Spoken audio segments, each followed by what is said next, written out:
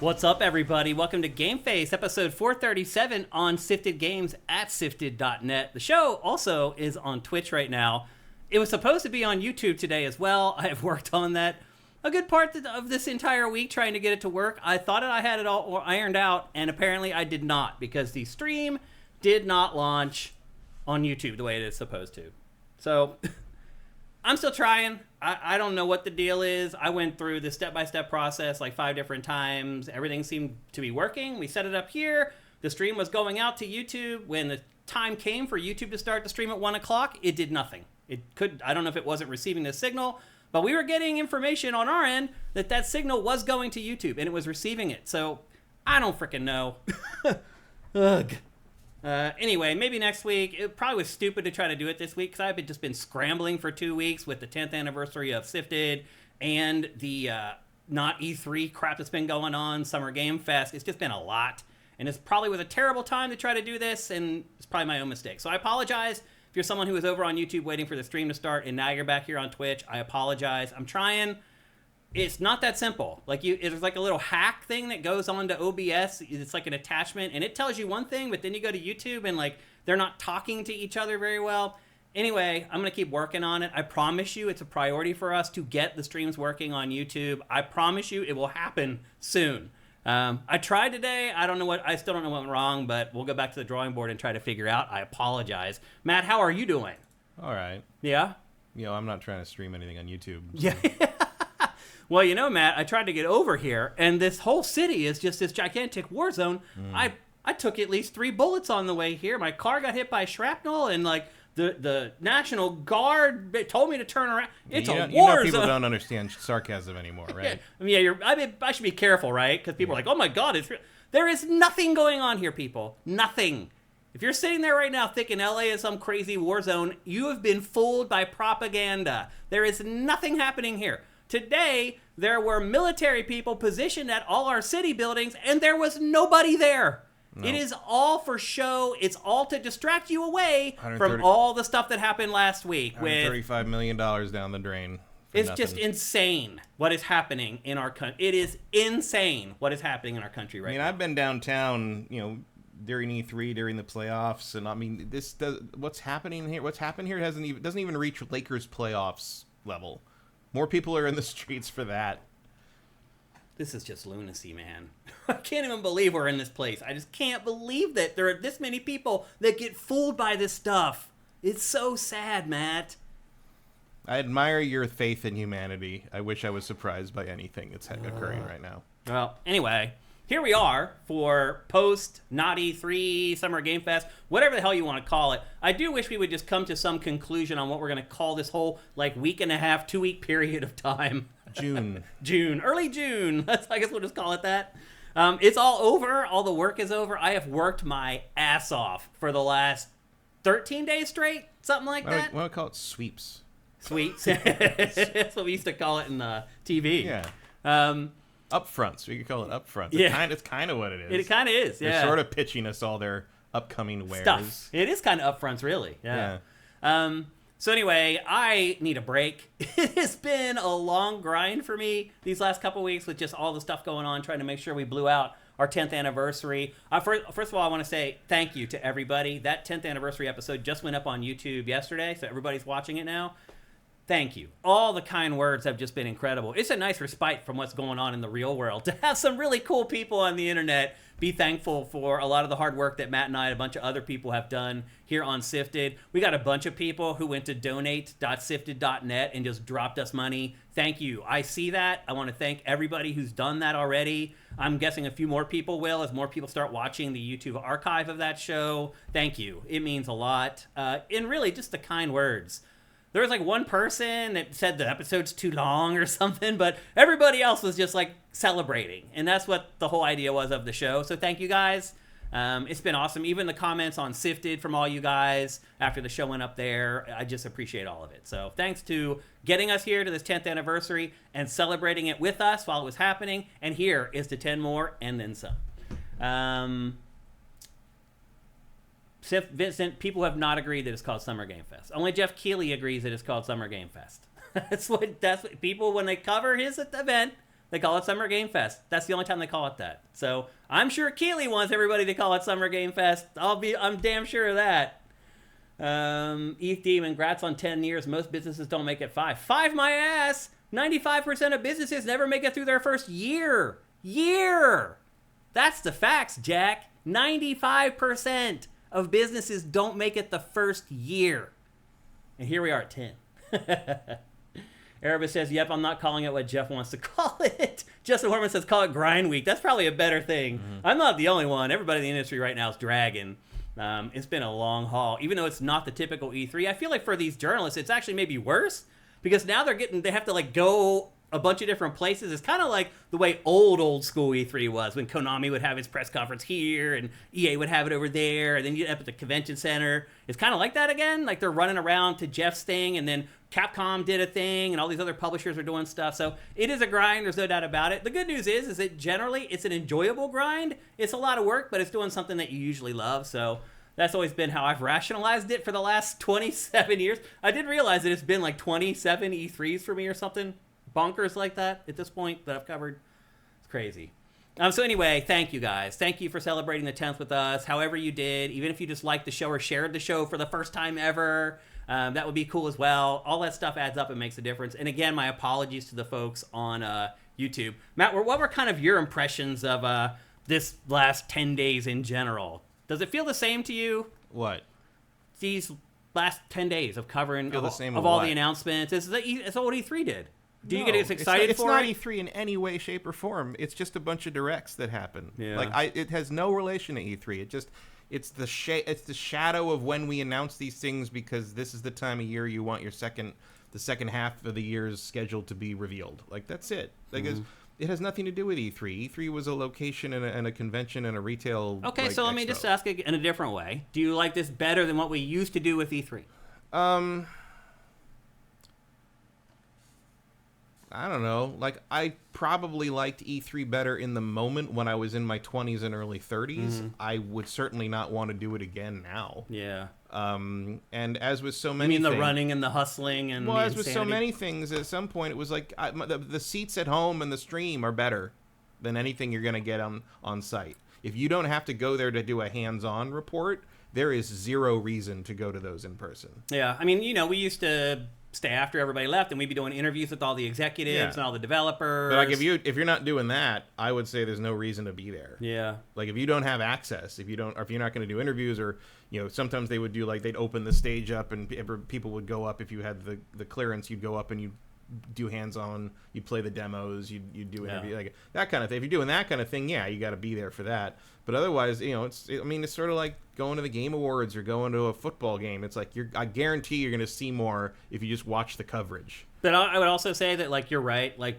watching a football game on TV, it's better to actually see the game. But there's also the added element of being there and with the other people and with the fans. It's an experience. But it's also freezing, and you don't go every weekend, do you? I do not. I can't because I don't live there. But I might if I live there, if I could afford season tickets. But it's just, and also, again...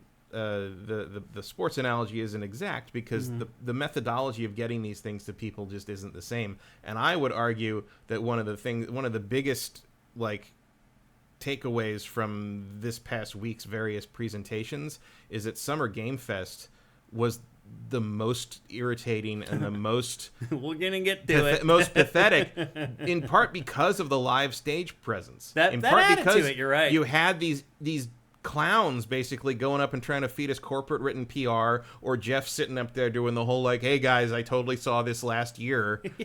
And it's like, who fucking gives a shit? Yeah. Like, let the games like speak for themselves. Like, every other direct out, all that stuff you don't need. You need, you can do the little like interjections of the corporate people like Nintendo does, or like every once in a while a talking head from Microsoft would pop up and be like, hey, we're bringing you da da da da da. That's fine, but like, don't get up there and say that everybody's been waiting 10 years for a Scott Pilgrim beat-em-up sequel. Fuck you. Like, what are you talking about? Like, I want to play that. I like the Scott Pilgrim game. But don't give me this shit that it's been, like, everyone's been waiting for 10 years for a follow-up. No one has been doing that. Yeah. Like, it's just nonsense. It is nonsense. I would argue, though, that in Geoff's show, you kind of need the banter, because I heard the audience clapping for commercials more than once. Some of that, yeah, but they literally also clap for a commercial. Doesn't it? And I know we're gonna get to it eventually, but doesn't that just sort of drive home that basically Geoff is trying to keep alive a format that died long ago? Yeah, I mean, it that, could like, be. Yeah. You know, for the not even the for E3 press conference, right? yeah. But, or just the live host presentational style that existed back. You know, Morgan and Adam don't show up to host the Bethesda event anymore, and there's a reason for that, because you don't need to do that anymore. Yeah. You just need to run a fucking pre-produced thing and call it a day. And like this kind of Geoff makes money off right, of the exactly. live thing. Well, he makes money and he gets famous from it. Right, Like he wants yeah. to keep his, you know, if His that face goes in away, front, what yeah. is he going to do? You know, otherwise he's just a producer. We can behind still the just collect the money from all the shows that he Sure, does. but like he never did this for that. He did it because it made him famous. You know, You think so? You don't think money is the main motivator? He had money. Yeah, you're right. He always had That's money. true. He was already wealthy before he did anything. He got the market. That's why he was successful. Was he went straight to the marketing departments, because his dad had all the marketing contacts, and he would short circuit all the PR deals everybody had. Oh, I know that, because when I worked with him, when I worked with him at Game Trailers, he talked to a completely different set of people. I talked to PR people who talked to journalists. He went to marketing, and marketing is in charge. And talking to like the CMO. Do you ever wonder why the assassins all wear uniforms, even though they're a secret organization, and the Templars dress however they want? Because Ubisoft marketing on Assassin's Creed 2 said no, he has to look like Ezio. He has to look like Altair. That's the outfit. You have to if you That's can't the uniform. because he was just going to wear normal Italian Right. people clothing because he's a fucking secret assassin. Yeah. But they're like, no, he has to have the hood, and that's the iconography of the Yeah. series, and so that's why all the assassins are very easily identifiable, because the marketing department rules the world. Well, I sat in a meeting with Ubisoft. I've told this story before. Right when Game Trailers was blowing up and the first Assassin's Creed was out, and their trailers for Assassin's Creed were doing like 3 or 4 million views on Game Trailers. Those are the hoods. And Everybody so, loves the hoods. Yeah, so they called us up there to like talk to us about how we can work more closely together to blow out Assassin's Creed. And it was me and like 2 bigwigs from Viacom, and we go in there, and it's the marketing people, not the PR people. I look around, I'm like, where are all the people I know? Where's and they're Stone? nowhere. And it's, this guy, Tony Keys, I don't even know if he still works at Ubisoft, told us that they were contemplating charging us to run the Assassin's Creed trailers. Tony Keys sounds like the name of a character from Entourage. Right. Or Grand Theft Auto. Yeah. And I got Tony Keys. And right there, the meeting basically ended, because they're like, we're not doing that. We just won't run your trailer. Yeah. And they're like, oh, okay, we'll give in. You're pissed off Tony Keys. It's not wise in this town. So yeah, I have some stories about Ubisoft's marketing department, Mr. Keil. But like that, the example there is to show that marketing in the game world, especially in the major publishers, marketing rules the world. It does, like, yeah. However, whatever they say, this is how this is going to be successful. That happened, and if they decide something different from PR, sorry, whoever had to they deal control with the PR, money. The that's marketing it. team does. But that was Keighley's major was that he knew the marketing people, not the PR people. Mm-hmm. He knew that he didn't need to know the PR people if he knew the marketing people, which a lot of people didn't realize then. He was ahead of the game on that because he got a Rolodex that already let him in that back door. And he got those connections because he was doing all those behind the scenes things that were paid. And, right, and not to like rag on him too hard, because I do know him. I don't dislike him personally, but like, someone who was really interested in keeping the quality and upping the level of these productions every year would not still be having himself host it. No, you're right. He has reached the plateau of how good he is at that, and you could elevate it further if you got a better host, but he's never going to do that. Because it's his thing. Yeah, he did bring in a new person from GameSpot this year. Well, he's got the little co-host. He got that one girl who finally got to be on stage in the main show of the Game Awards this last time. She's good. She is good, and she's paid her fucking dues. She has, both in the sense of having to host that pre-show for however many years, and in the sense of having, I guess this last time, I think she finally got some input on what she was going to wear, right. because it's the first time she wasn't wearing something that made me go, who did that to you? Yeah. Yeah. So anyway, just kind of our quick impressions of not E3, Summer Game, whatever the hell you want to call it, now that it's over. Everything else is just sort of an indistinguishable blur of direct stuff. Mm-hmm. Did you see Sony said that it had 2.2 million people watch its thing and said it was the most ever? And I was like, all right. So wait a minute, when we were broadcasting those things, we were getting like 1.5 or whatever. Like, their numbers it's how many years later? Their numbers haven't gone up hardly at all. I mean, I wouldn't expect them to, really. That's surprising. The enthusiast world is not that much bigger than it ever was before. Yeah. Also, a lot of people don't even, these are not well publicized things. The Microsoft thing, I didn't even know what day it was happening. Yeah, they don't really market them very well. Happened. And then by the way, they screwed up like the times on some of these things. Yeah. Like people working on these shows, like Keighley's show, if you went to the YouTube link for the live stream, it said that it was starting 3 hours later than it actually did. Like at first, and they fixed it, they realized, but by that time, people were like, wait a minute, like what time did this thing actually hit? Like that's just time zones are complicated. That's so simple, but they really screwed it up. My guess is that somebody thought it was Eastern time. Maybe. Yeah, I mean, it was 3 hours, so yeah, they just had the time zone screwed up or whatever, but they screwed it up, which is bad. Oh, yeah. Let's check in with you guys and see what you guys are saying about this E3, not E3, summer, whatever nonsense. E-Demon says, honestly, the only event worth watching from the last week was the Microsoft event. Retro Modern Gamer says, yeah, Microsoft was the only one that delivered with cool reveals. All the other ones dragged. Swan Senpai says, I'm a massive SP fan. Sucker Punch. Single player. SP. I actually screamed in excitement. I never do that. Last time was Skate 4. What's SP? Scott Pilgrim. Okay.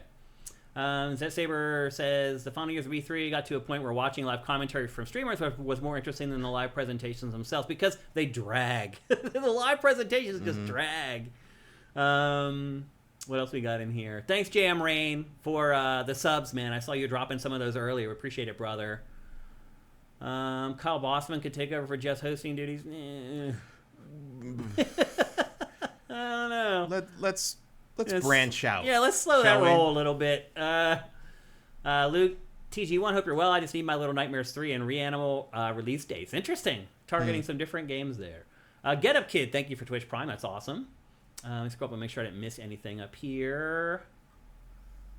We got the hype chest going already. That's awesome. Thanks, you guys. Retro Modern Gamer says, I know Matt was not a fan of not E3. Digital Foundry nickname replacement for E3 is called Key 3.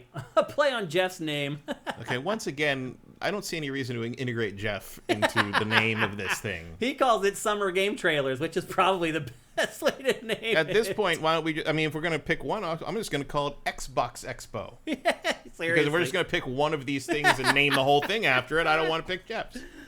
Ian Esquire, thank you for Twitch Prime. That's awesome. Fire Native, thank you. Justin Horman, as always, thank you, brother. You're awesome. 3L Hugo, or L Hugo, thank you.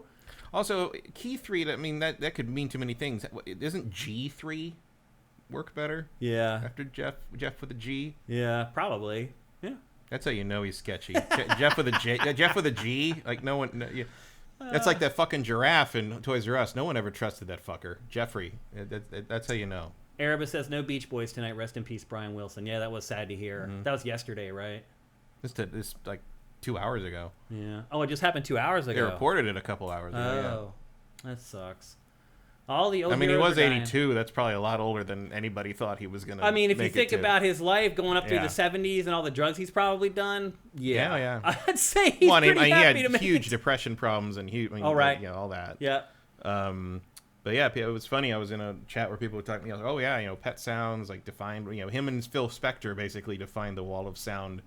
Production and mixing idea of what pop sounds like. And there are a couple people that were just like, I don't know who either of those people are. And it's just like, huh? Yeah. Like, okay. People don't care about history anymore. Like, man. I don't particularly care about the Beach Boys, but like, I sure as hell know who Brian Wilson was. Like, good Lord, how do you not know what Pet Sounds is if you care about music at all? Yeah, that's true. Lord Arian, thank you for Twitch Prime. That's awesome. Vincent says, at the very least, Geoff's show is not the worst show of the past weekend. Did you catch any of the IO Interactive show? I did not. No. I started tuning out of this stuff because it was all trash. Well, what was the one on Saturday? The Happy Indie Game Show or whatever. No, it was like the first look show or something like that. It was all weird indie stuff, and I started watching it under the mistaken impression that it was the Microsoft one because I thought that was Saturday for some reason, but it turned out to be Sunday. And I'm like, what is this? Well, there's the Future Game Show. That's what it was. The Future Game Show. Yeah. I don't even watch it. And I did watch some of it, and then I just sort of skimmed through it. Like, thank God for them putting these things up in an archive afterwards with chapter stops, because it's like, no, jump. Yep, 10 minutes, done. Future Game Show is the indies of the indie and the old indies, stuff we've known about for a long time, like a new trailer for it. Like, that's kind of what their show is. I mean, look, by the time you get through PlayStation, Xbox, and Geoff Keighley, there's just not anything left. And these people trying to do these shows, it's like, I get it. If you can get a sponsor to do it, you might as well do it. But who the hell is watching this stuff? It's unwatchable. I mean, me, because I thought it was a different show. You're fooled, right? Yeah. It's hilarious. You got me. They need this. For about 30 minutes, and I'm like, what is this? Like, this isn't right. I posted an episode of Ask Shane Anything yesterday, and I just went on a rant about these other not E3 shows, about how pointless and how they're actually hurting the industry. Yeah. I mean, you need a few of those, I guess, if you're going to be a pretend E3, because otherwise, who's going to be the Koei? Who's gonna be the Konami? Right. Who's gonna be the Capcom? Remember Capcom shows? Yeah. I mean, that's obviously not true anymore because they've got a lot of good stuff. Yeah, now but they're killing it. But back in the day, going to the Capcom presser was like, we were drawing short straws for that one. Where it's like, all right, who has to go to Capcom and Koei after the actual press conferences are done? Yeah, it's true. But every once in the one year we got lucky and we went to the 1 million troops one. That was fun. Yeah, I was there. That was worth it. that was worth going. I mean, never ever would have thought that the best time I had that week would be at that press conference. But that was a lot of fun. Yep. Just in the sense of like, oh no, it's all so weird. Well, listen, we're about to get going here on GameFace 437, but before we do, it would be awesome if you could consider heading to patreon.com/sifted and give us a pledge. That is spelled SIFTD. For now, for just $4 a month, you get all our content early. Starting July 1st, that goes up to $5, but for now it's $4 to get all our content early. You get this show 4 days early, Pactor Factor a week early, all the other content at least 3 days early. If you don't have money, you don't want to subscribe. Also, by the way, you can subscribe on YouTube as well. But if you don't have any money to do that, just if you have Amazon Prime, which most people do, you can give us a free $2.50. If you're watching on YouTube right now in the archive, go down below, learn how to do that. Once you hook those accounts together, it takes 3 seconds every month to give us $2. It's that easy. When you do that, you also get Pactor Factor day and date with our patrons a week early at twitch.tv/siftedgames. I think a lot of people forget that. You're not just giving us your Twitch Prime money, you're getting Pactor Factor a week early for that. So again, to watch it early, go to twitch.tv/siftedgames. But we'd appreciate any help. And if you don't have Amazon Prime, just like the show, share the show, leave a comment. You guys have been doing really good at that lately. Leaving comments, even if it's just like great podcast, takes you a second to do it, makes a big difference for us. And if you haven't noticed, the numbers for the show are going up. Good job, everybody. Let's keep doing it. All right. It's time to get on with the show, and we have a big show. We're going to kick things off right now talking about the Xbox presser. We're going to talk about the Geoff Keighley's Big Summer Game Fest press event that we kind of already talked about a little bit. But we're going to talk about the games that were in that. It's long enough to go on longer. Yep. Just no reason. Yep, we're going to share our experiences of having Switch 2 for the first week. We're going to review Mario Kart World now that I've played that a ton. We have an awesome show for you guys. Let's get to it. We're going to kick things off with the Xbox press event. I'm just going to say right off the top here, the best of all of them. Yeah, I mean, bars under the ground, but yeah, it actually delivered the best, I would say. I mean, you're right, the bar is really low, but like I think the biggest, most interesting thing was in Summer Games Fest. But overall, well, there was nothing else. Yeah, exactly. The highest quality overall presentation was Xbox. Yeah, as far as like the breadth of the games, the hype, the excitement around the games that was shown, and ultimately what was shown and whether it got me excited. I linked trailers from the Xbox presentation to like casual gamers way more than anything else that was shown. That makes sense. So that kind of tells you everything. You know what the thing from that the most people, like the non-hardcore people I know, reacted to the best? Gears. No, of course not. Nobody gives a shit about Gears. Really? Yeah. It was like a big casual game back in the day. They don't give a shit about Gears. Huh. The biggest reaction from like 5 or 6 different people was The Expanse. They all were excited about they know the show. Interesting. Yeah, they're all very excited about The Expanse. Huh. I mean, it actually did pretty well on Sifted too. It kind of looks like Mass Effect. And it's Owlcat. It is. They made Rogue Trader, and that was really good. So so I actually have a lot of faith in that one. I was just surprised that so many people that are Picked not up on it. Yeah, exactly. Picked up on it. Like, it was like normally I wouldn't necessarily. I feel like I would have to tell them. Well, for example, Matt, I do not have that as one of the games to discuss. I think that was one of the top 5. I mean, in hindsight, it kind of has been for that show. I mean, looking at like the data on Sifted as far as what people are watching, I put in the blurb Mass Effect, and that sends all the boys to the yard. Well, even the people that everyone mentioned Mass Effect looking at that trailer. Because it looks like it. Because even the people that weren't even huge Mass Effect people, but that looks like that space game you like. Yeah. I'm like, yes, it does. That's true. And actually, I originally clicked on it thinking it was the other space game that's made by the ex-Mass Effect people. Exodus. Oh. Because there's too many E's flying around. There's too many people that have left Mass Effect to make other games. It's hard to keep track of them all. So many people have left BioWare. I think that one looks really good. Okay. Yeah, well, I'm glad you brought it up because it actually is not in our rundown. So I'm glad that you brought it up. What struck me about the Xbox press event is that it didn't even need 2 of like the most anticipated games. It didn't need Fable, and it didn't need Perfect Dark at all. Like, they just weren't even in there at all. I completely forgot Perfect Dark exists. Yeah. Maybe it did need Perfect Dark to remind me it's a thing. But both those games weren't in there. He did mention at the end. Yeah, he mentioned Forza. He mentioned Forza, and he mentioned it. So we got both of us were 1 for 2 of our predictions. Like, I predicted the Xbox handheld, that was there. But then I predicted, what was my... Oh, Halo, a new Halo game. Yeah, no Halo. And they hinted at the end. They're like, a new Halo's coming next year. And then they hinted at what you were talking about as one of your predictions, too. Forza, yeah. But nobody mentioned Everwild. So. No. I got my other one right, but you're right. Everwild was your other one. I thought that you got the first one wrong, or right. But yeah, you got it wrong, actually. But... yeah, we were 1 for 4 on our predictions for the Xbox. And I think that was a sign of how good it is, honestly. Somewhat, yeah. It gave an opportunity for other games to shine. I mean, my favorite thing about the handheld thing was when people realized they'd been hornswoggled.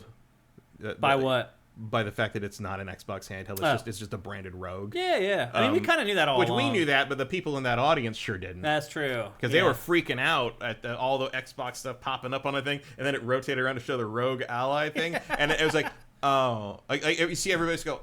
deflated. Oh. And then the MC is like, yeah, look at that. And everyone's like, No, I don't want to look at that.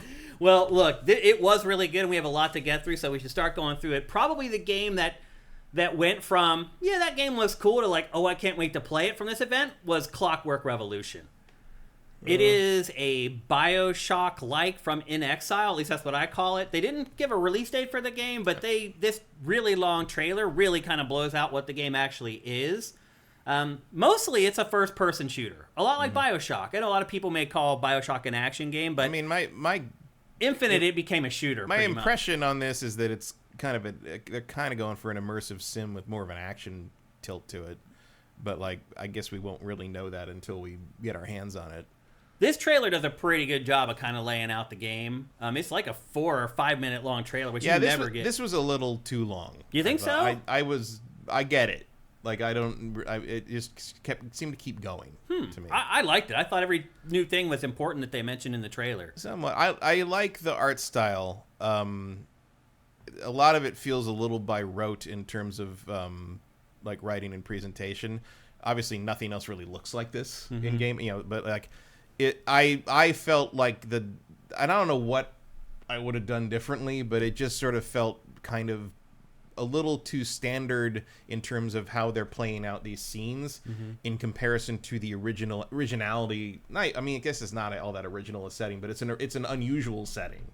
And it felt like, I don't know, there was a pedestrianness about the dialogue that I thought didn't fit the weirdness of the setting. Well, the dialogue is harsh. I mean, they drop the F-bomb pretty much every sentence. It does not pull any punches. Like, they drop the F-bomb, and this is one of the first trailers they showed it in this thing, and it's just the F-bomb like 20 times in this trailer. Yeah, I wasn't expecting, I mean, if you're just going to show me this thing, I'm not going to, I didn't expect Deadwood, I guess would be. You're right. That's a good way to put it, actually. Like, I assume, like, if you asked them, maybe one of their influences would be Deadwood. But yeah, I didn't expect to see someone piss their pants in real time. So there's a lot of parallels to what's going on in America right now with this game. Like, basically, this world is ruled by this horrible dictator, and you are a part of the revolution, Clockwork Revolution. But none of us have facial hair this good. Yeah, so. That is true. In this game, you can manipulate time and you can rewrite history, even in the press. Basically, you can go back in time change stuff, and then it affects how the future plays out later. Thus, the Clockwork Revolution. You're a part of the revolution against this horrible dictator, and you're using time manipulation in order to do it. But again, it does seem like the vast majority of the gameplay here is a first-person shooter. BioShock didn't start that way, but by BioShock Infinite, it was pretty much also a first-person shooter. But I keep remembering that one of my things I didn't like about BioShock Infinite was that I thought it just was too much shooting. Mm-hmm. Like, you said that all along. I think it was like 3 too many gun battles in the last third of that game. Just get on with it. Yeah, this is like BioShock, but it has like the weapon systems of like Borderlands, where you can attach different stuff and it affects your weapons in that way. And then the time rewinding stuff and the time manipulation, you can do things like kill somebody and then suck the bullets out of them and get the bullets back from them. You can fix mistakes that you made just rewinding it. You can reassemble broken things to like create cover. So if you go into like a battle area and there's like a crumbled mass of like stone or whatever, you can use rewind to reassemble it and then use that for cover. What else did they show for the time manipulation stuff? That was it that they showed in the trailer. There's a pissed off doll. I think it's your sidekick. I think he rides along with you the entire game. He may get annoying. Yeah. He also likes to drop the F-bomb. Well, especially since that's literally his name. Yeah. Pissed off doll. Yeah. Some of it's a little more precious than I thought it was going to be. This game's very English. Yeah.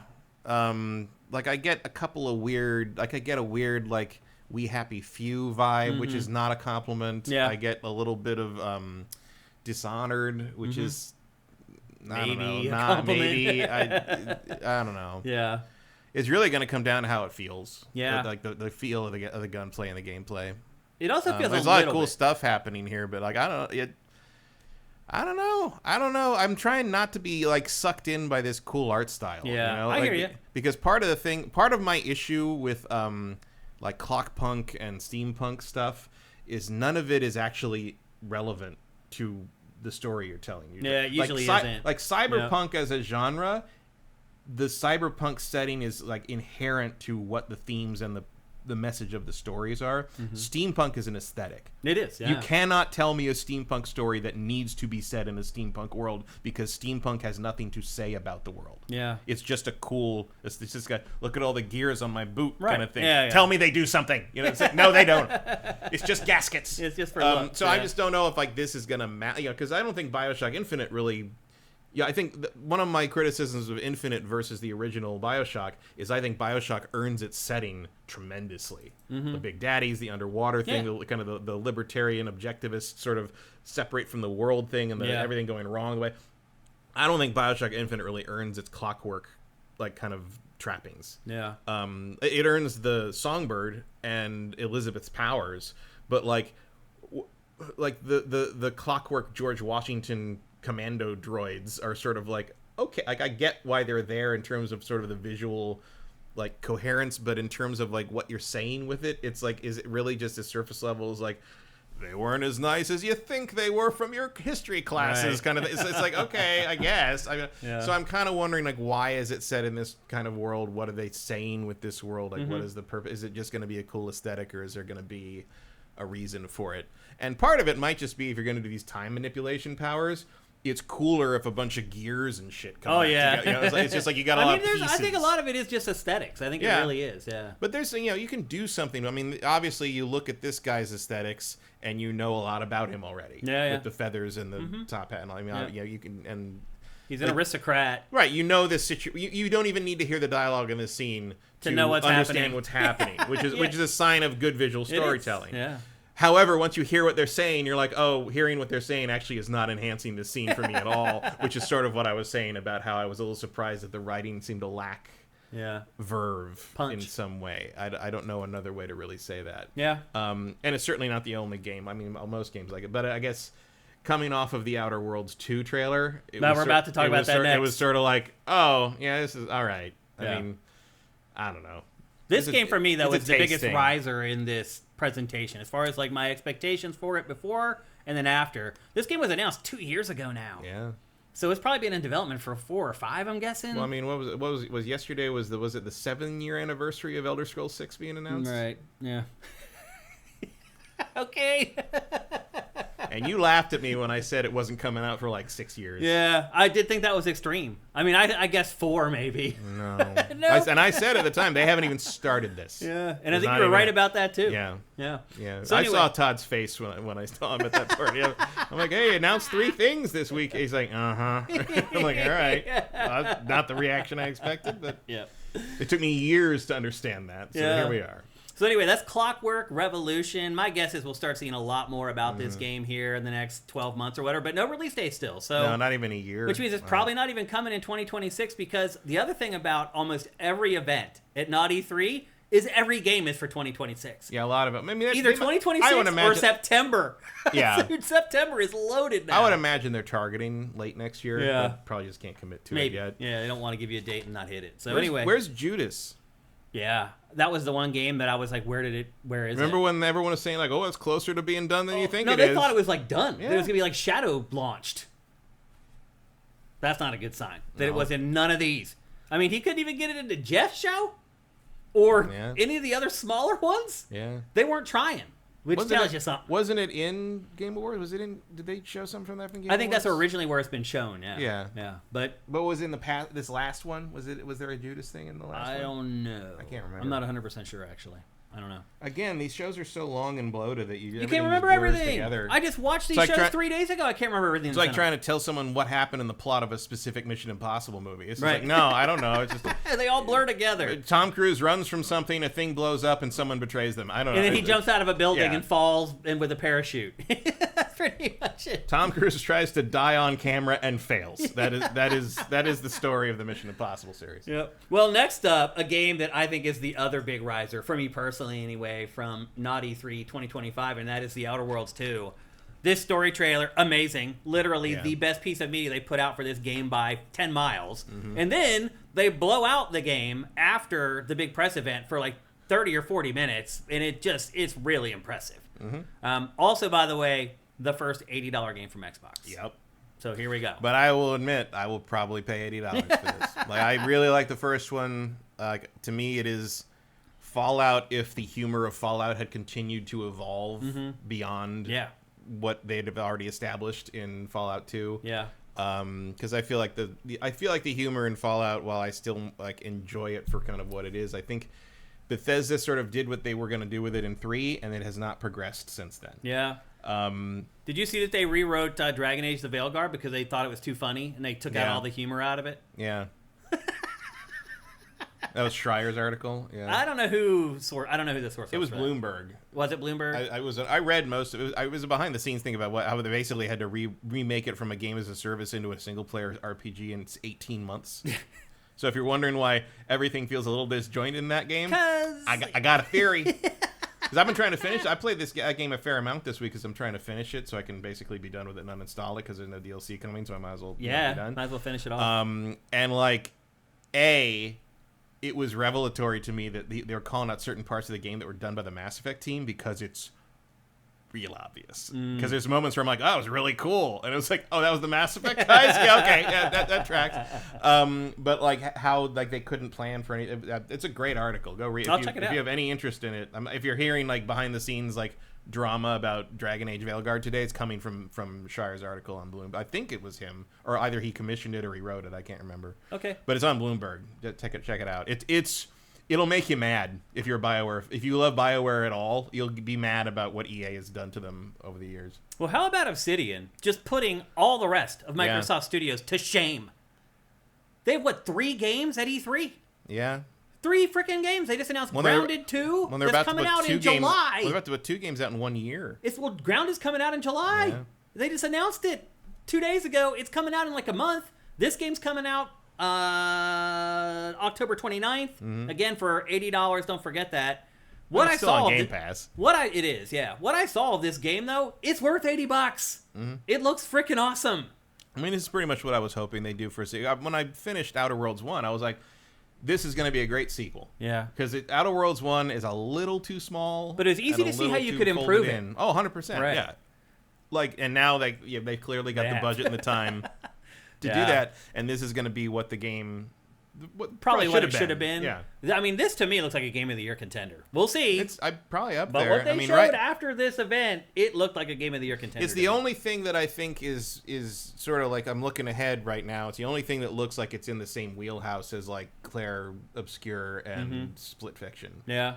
There was a couple games very similar to those that we're going to talk about today, actually, that have been shown throughout the various presentations. The 2-player co-op with the friend pass thing is like a thing now, for sure. Like, I don't know if this raised my excitement for this game, because this was already pretty high on my list because I like the first one and I like Obsidian in general. Yep. But it certainly, I think, confirmed for me that they are actually doing what I was hoping they were going to do with it. 100%. And the humor is still on point. Like the sarcasm that's so over the top, there's no way you can miss it, but there's also an extra undercurrent of cynicism under all of it that really makes it extra funny. Like the whole thing at the end where they're like, design, like a game about, against capitalism made by capitalism. Like, they're just Squishing right out Muffin there. says the irony of the game about rampant capitalism being the first to $80. And I guarantee you they're going to lean into that in the marketing as they get closer to launch. Well, they said today that it's not their call how much their games are priced. Oh, no, I'm sure trying it's to not. apologize. It's definitely not. But you got to lean into it. Yeah. You got to make fun of the fact that you're charging extra for this thing. Yep. It's because that's, The person who got me into this industry, gave me my big break, Joe Fielder, is the lead writer of this game. And he was on the first one, too, I think. He came in towards the end of that project, but he did work on the first one as well. Yeah. So Joe writes some really good stuff. He does. Yeah, he's one of the few games writers who has parlayed that into becoming a games writer instead of a critic. I remember him and his then wife, I remember at some point we're coming into the office. Lauren, we're coming to the office, and it was like a celebrity was showing. Everyone was so excited, not just because. She was the host of GameSpot TV. Yeah, she had been the host of GameSpot, so she was like sort of a returning host to Tech TV, so it was exciting that way. But it was like everyone talked about them like these, and it wasn't like that they were like, oh, they were major and amazing and important and famous. It was like how people talk about someone who throws really good parties. Yeah, it was like, well, they were the cool gaming everything's couple. Fun, everything's really fun, and I like him because he's a big fan of the National. He is, he's a big fan of all. Joe Fielder's an awesome guy, man. Yeah, he's a good dude. He is a big fan of all good bands. He and I turn each other on to bands still to this day. We text each other. I'll be like, hey, I found this band. I'm like, oh, damn. And then he'll send me one like 3 weeks later or whatever. So, anyway, The Outer Worlds 2, shaping up to be something special. It looks really, really cool. Next up, we kind of talked about this already, and we've actually talked about it on GameFace a couple times because Asus put out a teaser trailer spoiling this entire thing like a month ago. But we finally got confirmation, and as I had predicted, of the Xbox handheld. Is called the Rogue Xbox Ally, and it has been constructed in coordination with Asus, however the hell you say it. There will be 2 different models coming, and they are releasing in the fall. The cool thing about this, Matt, I think for most people, other than Xbox fans who are happy to see a handheld with the Xbox branding on it, is that it is not tied to any ecosystem. So you may suspect that an Xbox handheld is tied into Game Pass and Xbox Live, which it is. But you can also use everything else. Because it just runs the app. Steam, GOG. Right, but that's the disappointment. Why? Because it's not a handheld Xbox. But you can still use that, play Xbox games on it. No, you cannot. You can play anything. You can play anywhere. Xbox it's Play only Anywhere. the PC Game Pass stuff. I didn't realize that. You cannot play legacy Xbox games on this unless they are Play Anywhere. Or they're streaming on the cloud. But you cannot play, like if you have Xbox 360 games that are backwards compatible with Xbox, you cannot install them on this. Okay, but what about Xbox Series games? You can play those on this, right? Only Play Anywhere. Really? Okay. They have to support Play Anywhere to be playable on this. Otherwise, you have to play them through the cloud. Which is why they were pushing Play Anywhere so hard through this whole show. Yeah. Correct. Because that is what a lot of people, the major negative feedback on this has been from Xbox fans who wanted a handheld Xbox and all the functionality that would come with that. A console would with let them play their entire compatibility. Xbox library handheld. And this does not do that. I see. Which I understand, I don't care either way, personally. Yeah. But I understand why that would be an annoying thing if you were hoping that I also think that's kind of an unrealistic expectation. It is, because this was clearly what this was going to be. Yeah, I knew that's what it was going to be all along. But there were people who really thought this was going to be a handheld Xbox. I can see where they'd be disappointed. Yeah, then. yeah. For me, who's someone just like, I want to play my Xbox Series X games on the handheld, it'll do that. And so that's really all I wanted for. Or vice versa, if I'm a PC. And Vincent Game is Pass. correct. Like a handheld Xbox would be much, much harder than this. Like that would be way more work, way more cost, way more R&D. Yeah. And just slapping some Xbox buttons on a Which on is a Rogue basically what Ally they did. is a way cheaper, and I mean it'll be fine. I'm sure. Yeah. It'll be very expensive from what I said. They haven't priced it yet, They have haven't priced it, but Yeah. like judging by what they're going for, otherwise it's probably gonna be close to $1,000. Well, Matt, the fact that they haven't priced it yet should tell you all you need to know. That they're waiting to the last possible. Because the other thing too is like they don't know how much it's going to cost with all the tariff nonsense. They could turn tariffs on tomorrow, and all of a sudden the thing costs double what it should. So I mean, but even without the tariffs, it would cost you're right. way more. It's still going to be really expensive. Agreed. But the one thing about the way that they set this thing up is that you can play PlayStation PC games on it. So basically, on a piece of Xbox hardware, you're going to be able to play PlayStation games. I mean, to be fair, I play PlayStation games with an Xbox controller already on my Yeah. PC, so it's not exactly unprecedented. But still, it's a thing, man. Like the lines are just getting so blurry. Sorta, but again, it's just an Xbox branded Rogue. It's not like you're playing this stuff on I'm playing Last of Us on an Xbox Series X. Right, but you're still going to be sitting there with that handheld in your hands with the Xbox logo on it with a PlayStation first party game but playing I'm already on. holding an Xbox logo controller playing that on my thing. And to be fair, I tend to swap them out with Depending on the game. A PlayStation game. Like I'm not going to play Ghost of Tsushima with an Xbox because they use the touchpad. Yeah. I wonder what the solution to that is. I don't know. That's interesting to think about. But yeah, as of right now, there's no price listing at all. Just cut 2 models coming in fall 2025.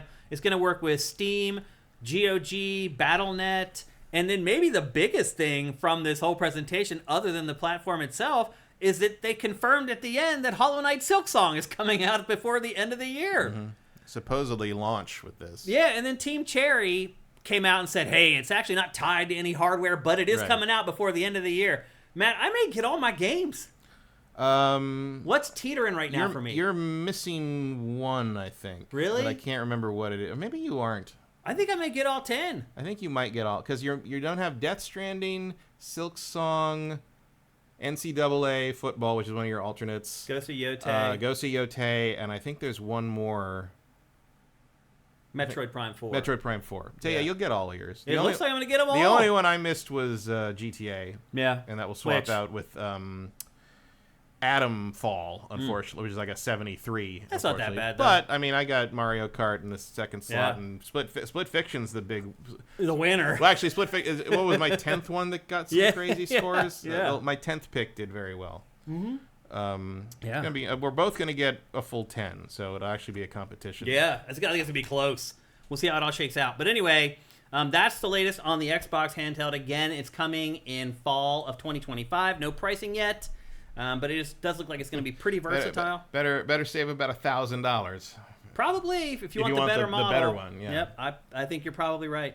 Next up, something that a lot of people were pissed off about because it was the one more thing in the press conference, and this trailer kind of fooled people into thinking that it was something that it was not. So people started getting really excited about this game. They're like, what could this be? It's the one more thing. It's the biggest thing in the show. And then it was Call of Duty Black Ops 7. It's like... I don't know how people got fooled. What did they think they're going to What do they think their big thing is now? It's the biggest game in the world. Of course they're going to close their press conference with Call of Duty. And as it turns out, once again, all the leaks were accurate about this game as well. It is a sequel to Black Ops 2. It stars the star from Black Ops 2. Yeah, I mean, it's like a near future. It's set in like 2035, so it's advanced technology, but not that advanced. Right. The thing that's interesting to me is how much the robots in this remind me of the robot that was in the Robot Marines in Infinite Warfare. No, you're right. The idea that they, 100 years down the road might be those things. Yeah.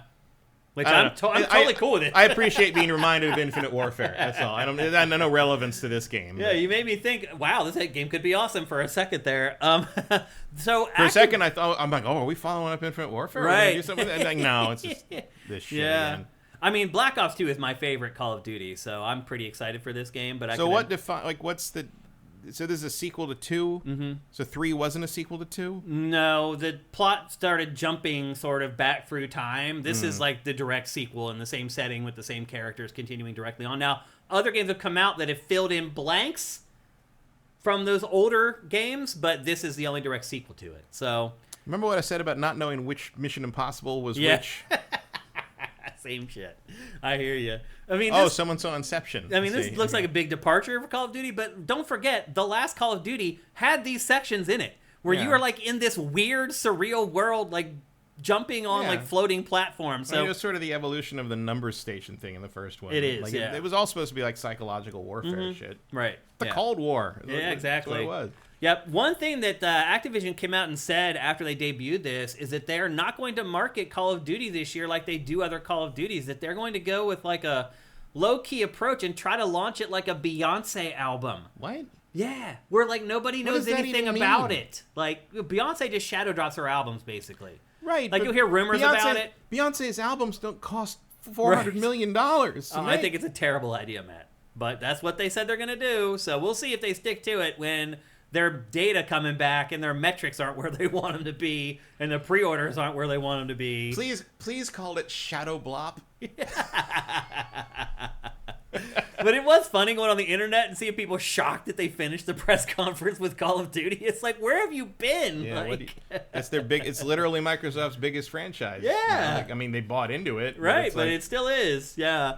So I'm pretty excited for it again. I'm a big fan of Black Ops 2, but I'm a big fan of Black Ops 2 not because like the plot or the characters, because of the variety it had. Remember it had like that little RTS thing where like it just really just blew the script up for Call of Duty. It was that era where everybody was trying to do the second screen thing. You remember like that was around the same time that Battlefield had like the commander thing on the tablet where like or you can just sit there and tell people poke what to a do. thing and everybody would just ignore what you're telling them to do.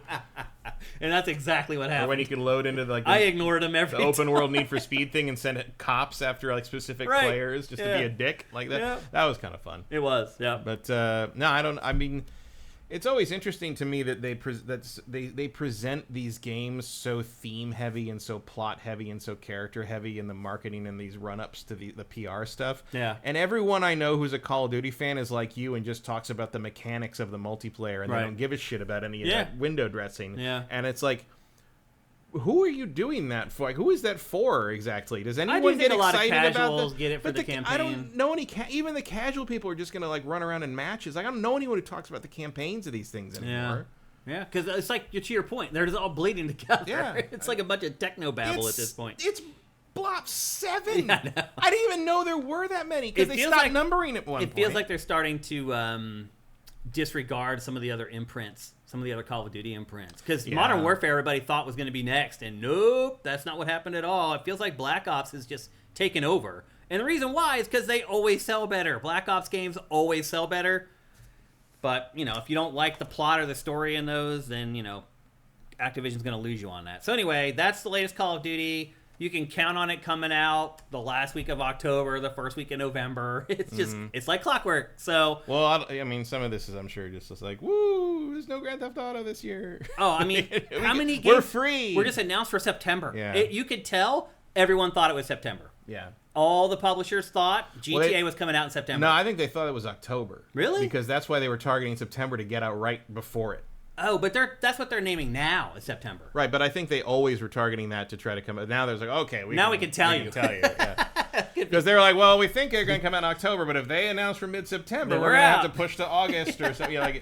But You're probably right, actually. No, I think they thought October, and they were just like, let's aim for September so we're out like 3 weeks before, and we maybe can, get our major sales done before they consume the entire world. And now September is going to be all sorts of awesome. There's a bunch of great games. In fact, I would argue that a couple of them you might want to push them into October. I'd agree with that. But October's also loaded because they were loading up with that, I think, thinking the game was coming in September. So we can pretty much guarantee there's no Fable's next year. We've said that for sure. They have, yeah. He mentioned, Phil Spencer said at the end of the thing that they would be next year. So yeah.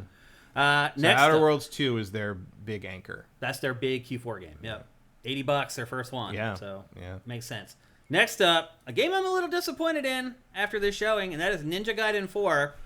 We got the release date for it. It's coming out October 21st. My issue with this is that they are giving equal billing to this other jackass in the game, Yakumo, or whatever the hell his name is. Like, there are already reports coming out about Team Ninja and Platinum getting in arguments over the development of this game, where obviously Team Ninja's like, no, Ryu needs to be a bigger part of the game, and Platinum's like, no, this character that we created should be... I mean, the kid is very obviously a Platinum character. Oh, yeah. Like, he fights like it. He looks like it. Yeah. And in this trailer, he gets at least half the time. Yeah. Well, my guess is that you're going to alternate more or less between them level by level. I hope you can choose. You can.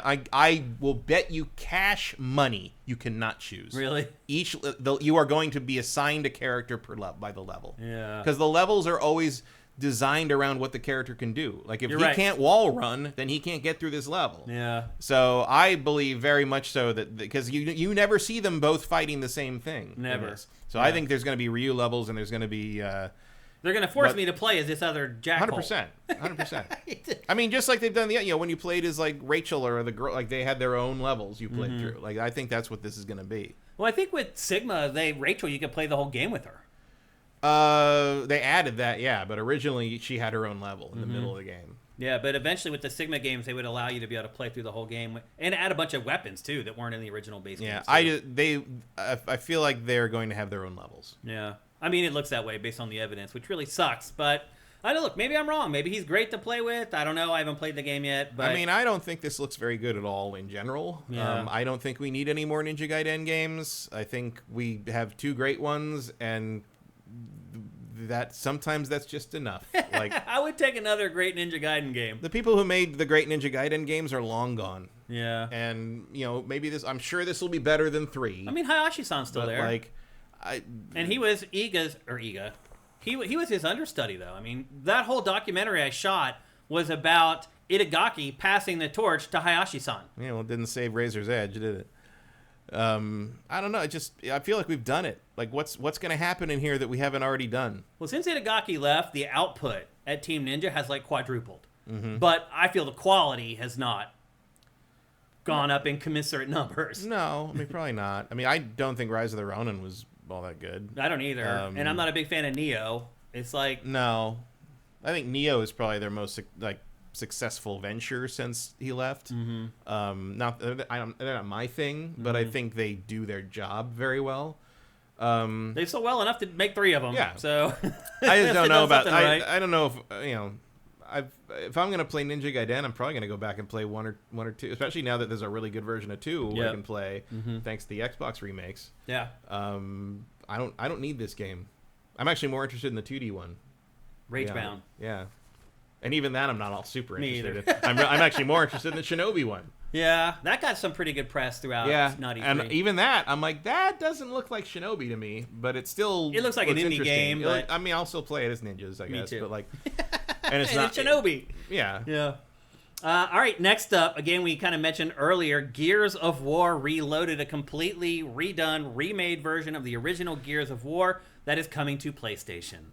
I usually chop out like all the coming to PlayStation out of these trailers for B-roll, but this trailer is loaded with stuff like that, where it's just like PlayStation, Gears on PlayStation, which is a big deal. This is kind of one of those franchises that PlayStation owners coveted for a long time. I don't know if they still do, but they did back in the day. So it is kind of a big deal that you'll be able to play this game on PlayStation. But to me, Matt, the bigger deal is the work that they've done on this. It is like, I can't imagine anything else I would say to add to it, what they've done to this already. Like, literally, they have gone way above and beyond on a game that's, what, now, 15 years old or something like that? No, this game is 20 years old. 20? It's 20. So wait, it came out in 05? Came out in 2006. So this is coming out for the 20th anniversary. That's crazy. Now to be fair, remember this is a remaster of a remaster from 10 years ago of a game from 10 years before that. So it's not like they haven't updated it in the past. Yeah, they didn't do all the work for this for sure. Like they still have some character models that they had already. But it looked, it's very clean. There's a bunch, there's stuff in this where I'm just like, oh, that's what that's supposed to look like. I get it now. Yeah. But this has like online multiplayer, online cooperative play. Like they really have gone the extra mile with this package. Yeah, like, it's got the whole everything you would have ever want. Well, it's everything you would have gotten 20 years ago is functional here. They didn't skimp on that. Was a campaign co-op? Yeah. I don't remember. It's been so long, I hardly remember. I played all the Gears of War campaigns co-op online with Kevin Pereira. Yeah. So, yeah, 100%. I guarantee you. It's all here. So if you're a PlayStation fan who has never had the chance to play a Gears of War game, you're going to get to play the first one in pretty much the best form possible. So I think this is smart for Microsoft to do this. The other thing I should say, Matt, that I should have said off the top when we started discussing this event is that, holy crap, at the PlayStation logo, at the end, the Switch logo, at the end of pretty much every trailer. Yeah. Like, this was the first time Microsoft really embraced just being a third-party publisher. Watching this was no different than watching a Konami or Activision press conference from 10 years ago. These guys just make games for everything now. So it's like watching the Xbox press conference, it's like, it's not just for Xbox fans anymore. It's for everybody, because these games are coming to everybody. It is... Look, I'm still sitting here trying to deal with this. It's a shift. It's, like, huge. But, like, I just started noticing every trailer had the PlayStation logo at the end. I was like, damn. Because, like... Because a lot of these are not Microsoft made. They're right. just, they're third-party games. Yeah, and they're like, go ahead, put the logo in now. It's cool. So, pretty interesting to see that big shift in the industry in general. Not a lot of Switch 2, though. No, there was some, though. Some, but not too much, because I think a lot of people don't have dev kits yet. Yeah, that was the other thing in general of this whole kind of week, is that, like, the third-party games, hardly any of them have Switch 2. Yeah, they're all, if they have it, it's just Switch, not Switch 2. And I think they will eventually, but I feel like Nintendo was very picky about who got those early dev kits. So. And what are they doing? I don't know. They're counting all their money, is what they're doing. I get it. Still. So anyway, there you go. That's Gears of War Reloaded. That is coming on August 26th. And again, it's coming to pretty much everything. They're getting that out to everyone. Next, a game called The Blood of Dawnwalker. We got the release window for this. It's coming in 2026. This is a vampire action RPG from some people who worked on The Witcher. And you can tell that it is a vampire RPG from people who worked on The Witcher. Right down to the word in the title that doesn't actually mean anything. Right. Blood of Dawnwalker? What is that? What? It's hard to remember. Shouldn't there be a definite article in there somewhere? Yeah. Blood of the Dawnwalker? Blood of a Dawnwalker? Blood of our Dawnwalker? I don't know. I mean, it looks great. It does. It really that title awesome. sucks. Yeah. I am really freaking excited for this game, man. This game looks freaking awesome. They did some interviews after this trailer was in the event, and they're talking about like how the story branches. They're saying that like you can just never even be a part of the humans at all if you don't want to. Because what happens? The game is that you're one of the people in the middle. You're bitten by a vampire. And instead of turning into a vampire, you're a Dawnwalker, somebody who can walk during the day and not die. And that's a plot device that's been used so many times throughout pop culture history. They're using it again here. But the thing is that you can decide throughout the course of the game whether you want to give into the impulses of being a vampire or you want to protect the humans. Because you started as a human, so all these people that they're using as cattle, basically, are your old friends and family. So you need to decide whether you want to defend those people that were a part of your mortal life or give in to immortality and become a part of the vampires. And again, they said that you can go through the whole game and never even like do anything positive for the humans at all. So, yeah. There's some combat in this trailer for the nobody's going to do that. No. I won't either, honestly. What was it? Stats or something like only 15% of players actually do evil playthroughs? Right, yeah. But they have to work so hard on it to have it in the game still. It's funny. I never do. I always play the good guy, typically. I always do the good one first. Yeah. And sometimes if I like the game, I'll go back. I've played just mess around and just go I've crazy. done evil playthroughs of like the Fables and the KOTORs, and I did the Renegade playthroughs of the Mass Effects. You can't really do that with Dragon Age because there is no evil. Right. There's just sort of being a dick. Yeah.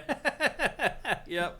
But anyway, if you're a fan of The Witcher and CD Projekt Red, this apple has not fallen far from the tree here. So, again, this game, I know it's hard to remember the title of the game, but it is called The Blood of Dawnwalker. It's coming in 2026 to PC, PS5, and Xbox Series. You think it'll eventually be announced for Switch 2? Maybe.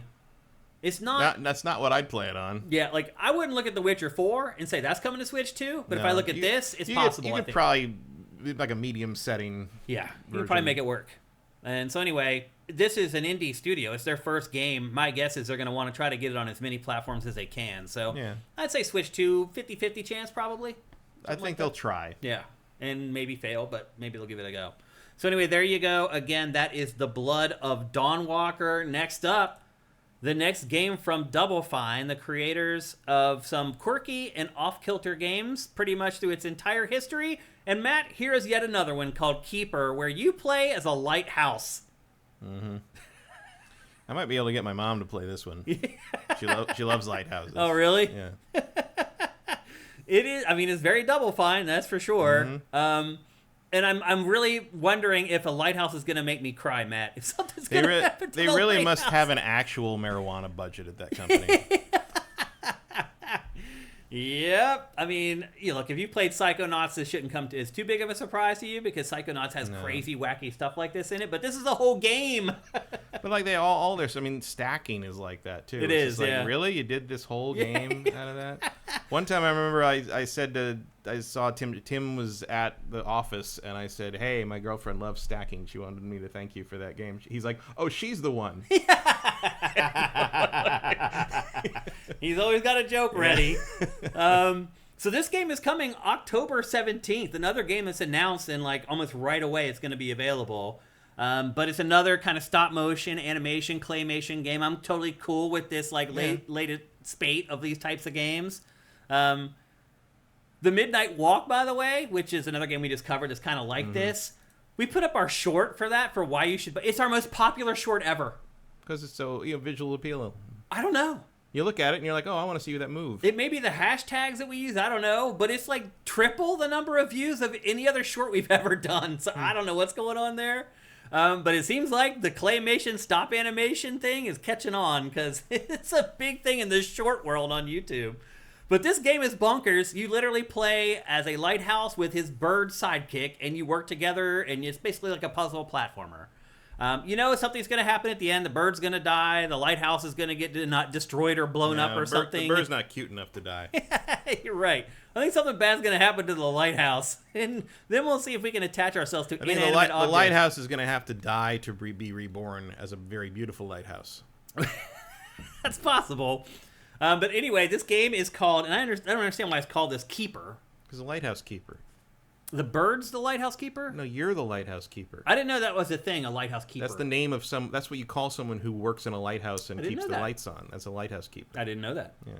So that makes sense. I guess the bird is I don't have a choice in knowing that because of my mom. Oh, right. Loves She's a lighthouse fan. Interesting.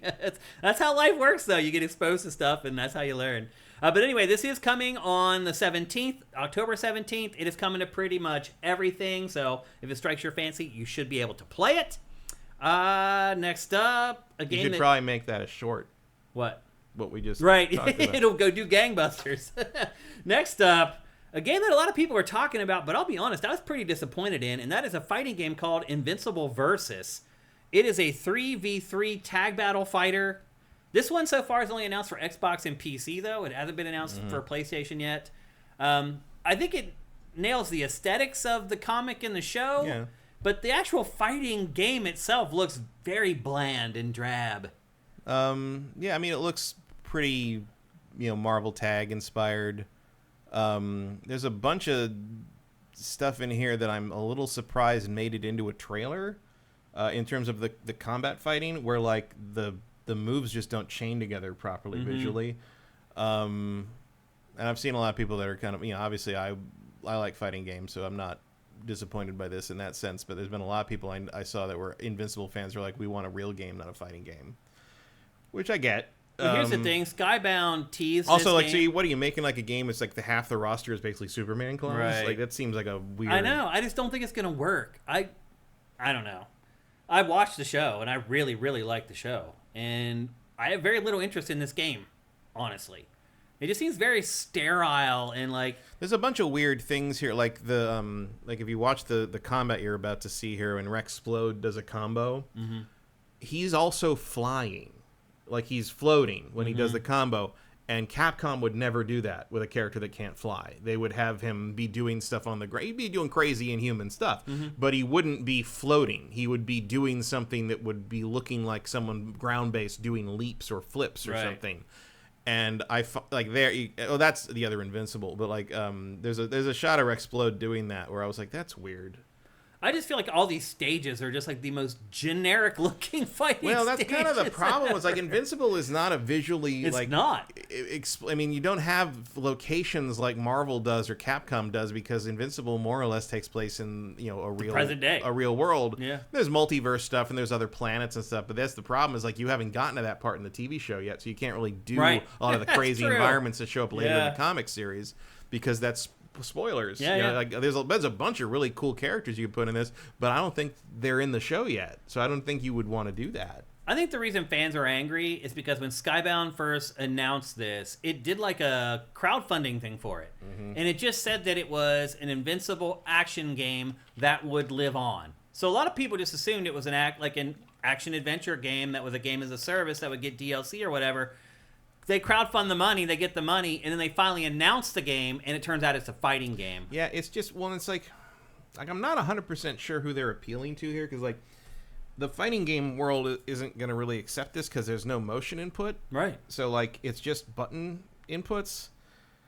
So, like, I don't know who this is for. I don't know either. Because fighting games are a niche. Even as a giant fighting game person, I'm certainly willing to admit that.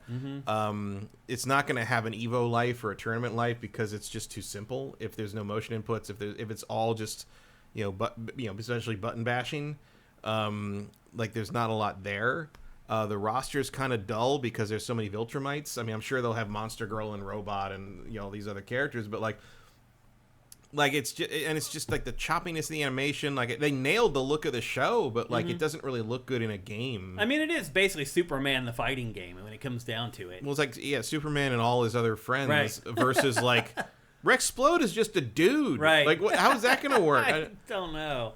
The other thing too is that like you're seeing in this trailer what the game should be. Like throwing each other through skyscrapers and like flying halfway around the world. Instead, you're stuck on this little patch of dirt on the moon. Like that's not the show to me. Like and like there's other. I mean, obviously you can do that in fighting game. I guess the floaty guy is that guy. It wasn't Rexplode, but like still, I mean, they all kind of do it. They all do, but I think everyone they're showing can fly. Yeah. So I guess Rexplode shows up in that one shot, but I guess they don't show any gameplay of him. Ashes and the Hourglass says it's made by X-Killer Instinct 2013 devs. All right. Is it good? I don't know. I wasn't a big fan of that game, honestly. I played it for a little while, but I didn't stick with it. And I was at one point like there's something here if you were going to make if you're going to make an Invincible fighting game on the level of like, MVC2. If you were gonna have a robust story mode like in a Mortal Kombat game, maybe we're just not really seeing any evidence of that. It looks like an indie game that has a long way to go still. And it like probably there's elements of that I'm just like, if you told me that was a fan project, like adapting, like being pasted on top of like the Dragon Ball Fighter Z, I'd be like, thing, yep, I'd be like, I yeah, can see that. That tracks. Yeah. So anyway, there's no release date for that yet. I don't know if they've actually announced platforms, but well, they said PlayStation, and like that was one of the things like people were complaining about was there's no PlayStation announced. There's not for this yet? No. Okay. Which is weird. Oh, actually, I do have that in my notes. It was on the next line. Xbox, PC only. Yep. So there you go. All right. I cannot believe they would not bring that to PlayStation. It seems very silly. Particularly for a why game wouldn't based it, on a or on the license like why that. wouldn't it be on the Switch too? Right. Either? I mean, it's like there's no. My fucking phone could probably run that game. It looks like it. Yep. Next up, something that was spoiled way before anything happened, and that is Persona 4 Revival, a remastered version of Persona 4. For whatever reason, Xbox has just locked down Persona stuff for Game Pass. Like, I don't know how they signed a deal with Atlas or whatever to lock down everything, but they got to debut this. I think we talked about this 2 weeks ago because rumors were already starting to bubble up. I think it was in our lightning round, maybe. But yeah, then we talked about how Persona 4 is not as good as Persona 5. And I disagree with that. Oh, you don't? You think it's better than Persona 5? I think Persona 4 Golden is much better than Persona Golden, 5. right. But like the base Persona Baseline, 4. no. Yeah. I think Golden is what made it really good. Yep. And did they really say what this is based on?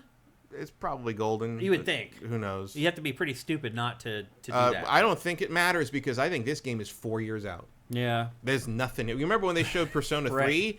It was a blowout, and that game came out like 8 months later. This game barely... I don't even know if they're even fully working on this yet. This trailer is... That is a fucking proof of concept thing if I ever saw one. This trailer is 32 seconds long. We're not seeing this for years. I think you're right. Yeah. I mean, if you can give us 30 seconds of a game that's going to be shown on Xbox, I think the fan base basically willed this into existence. It may be. I think after all the stuff, all the talk of like, especially after the Persona 3 remake, and everybody was freaking out about like 4. I think Atlas was like, fine, we better make a 4. Yeah. Better make the 4 remake. So yeah. I think that it's nice that they're doing it, but I think this is I think we might see Persona 6 before we see this. Wow. All right. Next up. A game with another stupid title, but this game really caught my eye. It's called Aphelion. This game might be the title might be changed on this game before it comes out. This is Don't Nod's new game, and basically it looks a whole lot like Returnal, but it's not. It's a completely different game. But this one, you crash land on an alien planet and you lose your partner, and you set out on a quest to find your partner. And it appears that mostly the game is traversal, trying to figure out how to get from point A to point B. This trailer doesn't show like a lot of combat or anything like that. It's just like, wow, here's a shot of the vista that you need to get to. How the heck am I going to get there? So I don't know. There could be combat in it, but based upon what they've shown in this trailer so far, it looks like it's just like a puzzle platforming adventure where you just try to navigate this crazy ice planet trying to find your partner. What do you think of this, Matt? I would have forgotten about it if you hadn't mentioned it. Really? Yeah. Fine. Okay. Yeah, it does feel a little bit derivative. I mean, I think a lot of people may look at this and be like, is that Returnal 2? Seriously. No, it doesn't look interesting enough to me. Yeah, there's no shooting either in this. But anyway, this is what Don't Nod has been working on. Do we have a date for this? Yeah, 2026. The other thing I would say, too, is that they used the M83 song in this that is used in everything. I love M83. They're a great band. They have 50 amazing songs. And these trailers for games and movies just keep using their one song over and over again. It's like, what's the one for the Gears of War that they've used now a million times? There's a trailer that used that song. We'll get to that. Yeah, they used that song. I'm like, no, stop using this stupid-ass song. Well, also stop using it because, like, Gears of War owns it. Planted their flag in that. You're never going to top that, so don't even try. Yeah, there's certain songs that just keep being reused by these trailer houses. I'm like, get over it. Get a good freaking sound supervisor who can pick some good new music. Hire me, damn it. I can do it. But anyway, I thought the game looked interesting, but it does feel derivative in a lot of ways. We'll see how it actually plays. But it's called Aphelion, which is very hard to remember. I don't remember the platforms either. Do you remember? I'd imagine everything. Yeah, probably so. It is Don't Nod. They usually don't sign exclusivity deals, so we'll see. Next up, we talked about how Obsidian, this is a year of Obsidian, and it is putting out Grounded 2 on July 29th on Xbox Game Preview, so basically early access. I'll be honest, Matt, how they handled the first Grounded, just like this, is what turned me off to it. Because it's like, Grounded's out. I'm like, okay, I'm going to go play it. But then you go play it, and you realize, like, half of it's broken, and you get to a certain point, they're like, oops, sorry, we don't mind our dust. We haven't finished this part yet. It's like, no, I never went back to it. And now it sounds like they're going to do the same thing with Grounded 2. They're going to put it out when it's not quite finished, and I'm going to go check it out and be like, this isn't finished. And yeah, well, it's just early access. Yeah. Like they did with the first one. Right, that's what I was just saying. I hated how they did it with the first one. I went and played it, and I was like, I just wasted my time playing this. So maybe they'll put it out in a more finished state than they did the first Grounded, but I will say that what they show in this trailer of this game looks way better than the first Grounded. Like, I'm actually interested in this and want to check it out and want to play it. Whereas the first one, I was like, all right, I'll play the small person, big world game. This one, it looks like you can team up with, like, other players, and you're like this little army of soldiers riding on ants and stuff. That sounds pretty cool to me. But again, this may be released in July and just be a shadow of what it's basically marketing in this trailer. So, trailer great. Got me really excited. When I started thinking about the reality of it, I became a little more guarded. Did you like the first Grounded, Matt? That was all right. Yeah. I thought it had some cool concepts, but again, I never played it when it was finished. I played it when it was like half broken, half done, and just never went back. So I don't know if it ended up being a really good game. Maybe it did. It seemed pretty well regarded. I never played the final version of it either. Are you surprised a sequel's coming for it? A little bit. Yeah, because I thought they might just keep building on the original. I think you can only take it so far. Yeah.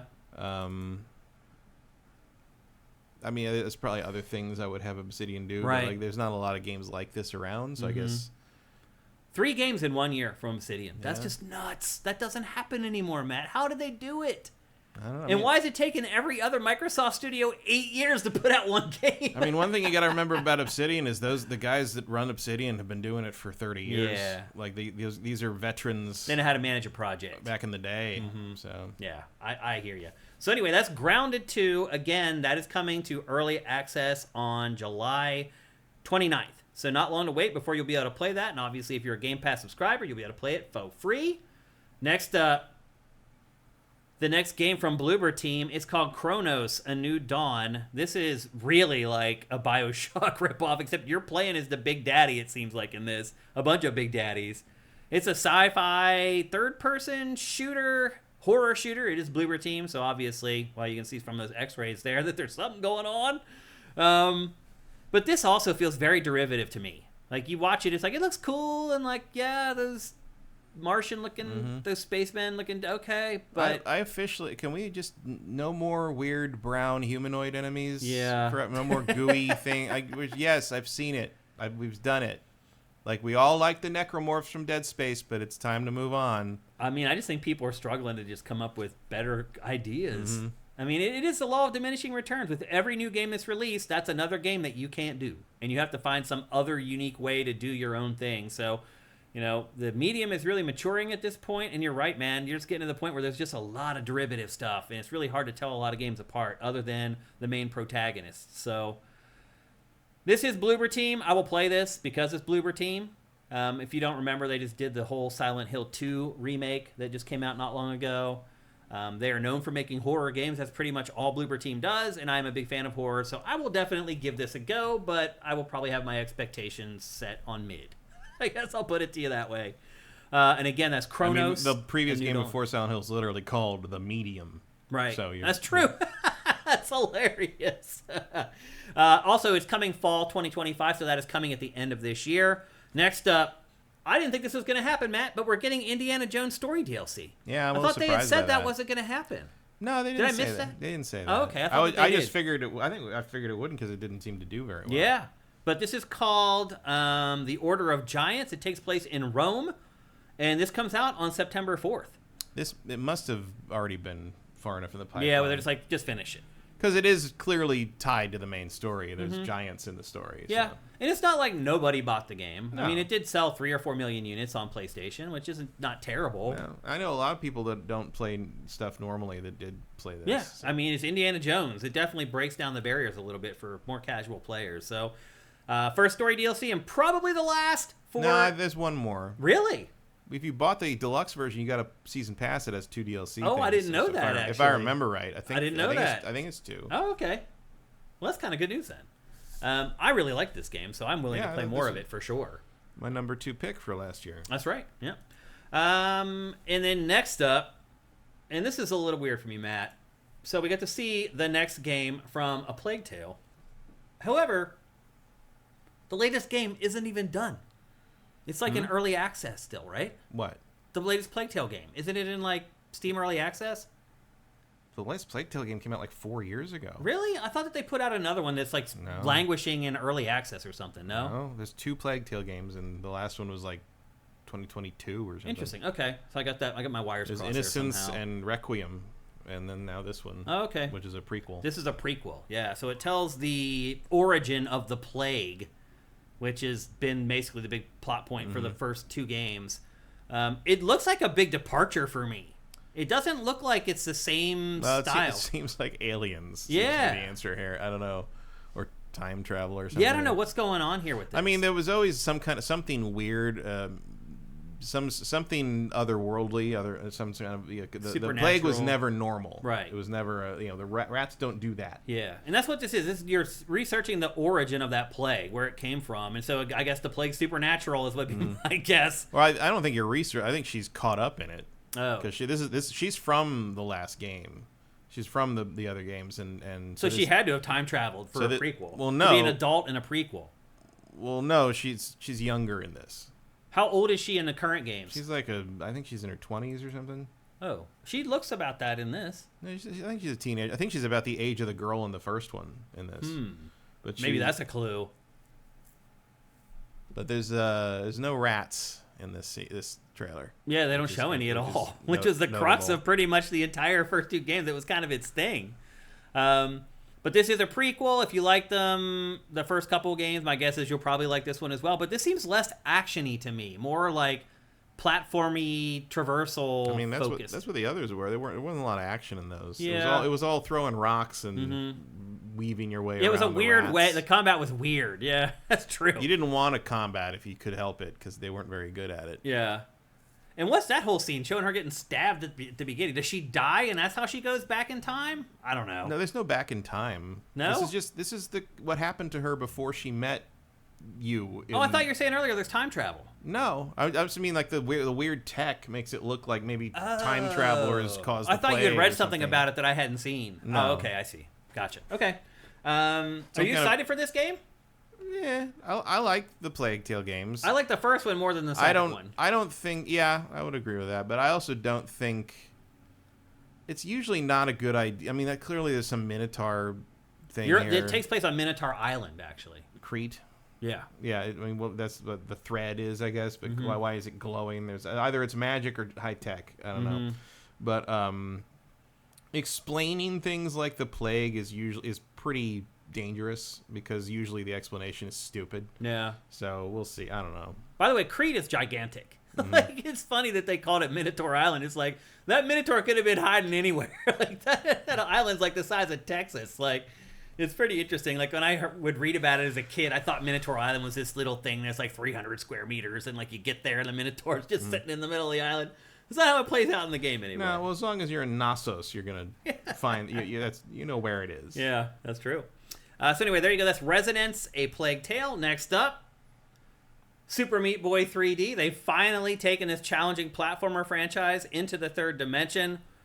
It's hard enough in 2D. I don't know if I could manage this in 3D, Matt. Like Super Meat Boy, it's like, I don't know. I don't think I've played it more than 4 hours, maybe, something like that, before I just got so frustrated and gave up. It does look like they've managed to port the difficulty of the 2D games over to these 3D games. It's a little bit disingenuous to say 3D on the because it looks like the 2D game just sort of with the camera with polygonal visuals. Yeah. I mean, there is some 3D stuff. So like you're going in the background, you're coming out, but like but it is mostly side scrolling. It's very recognizable as Super Meat Boy. Yeah. Are you a fan of Super Meat Boy? Not really. Yeah. I don't care. Really, I mean, it's like, okay, cool. It's really an overly hard game that's artificially supposed to be frustrating and hard. A lot of times when I make it through a level, I thought it was luck. I have better things to do with my finite lifespan than play games like this. I agree. Yeah. Yeah, I will not play this at all. But it's been a while since Super Meat Boy, so I'm a little surprised that Team Meat, which is the name of the development studio, went for this 3D take instead of coming out with another 2D, which is obviously what butters their bread over there. So taking a little bit of a risk. Yeah, 3D platformer is not all that popular right now. It'll still be a big thing with the streamers. Yeah. So it doesn't really matter. Yeah.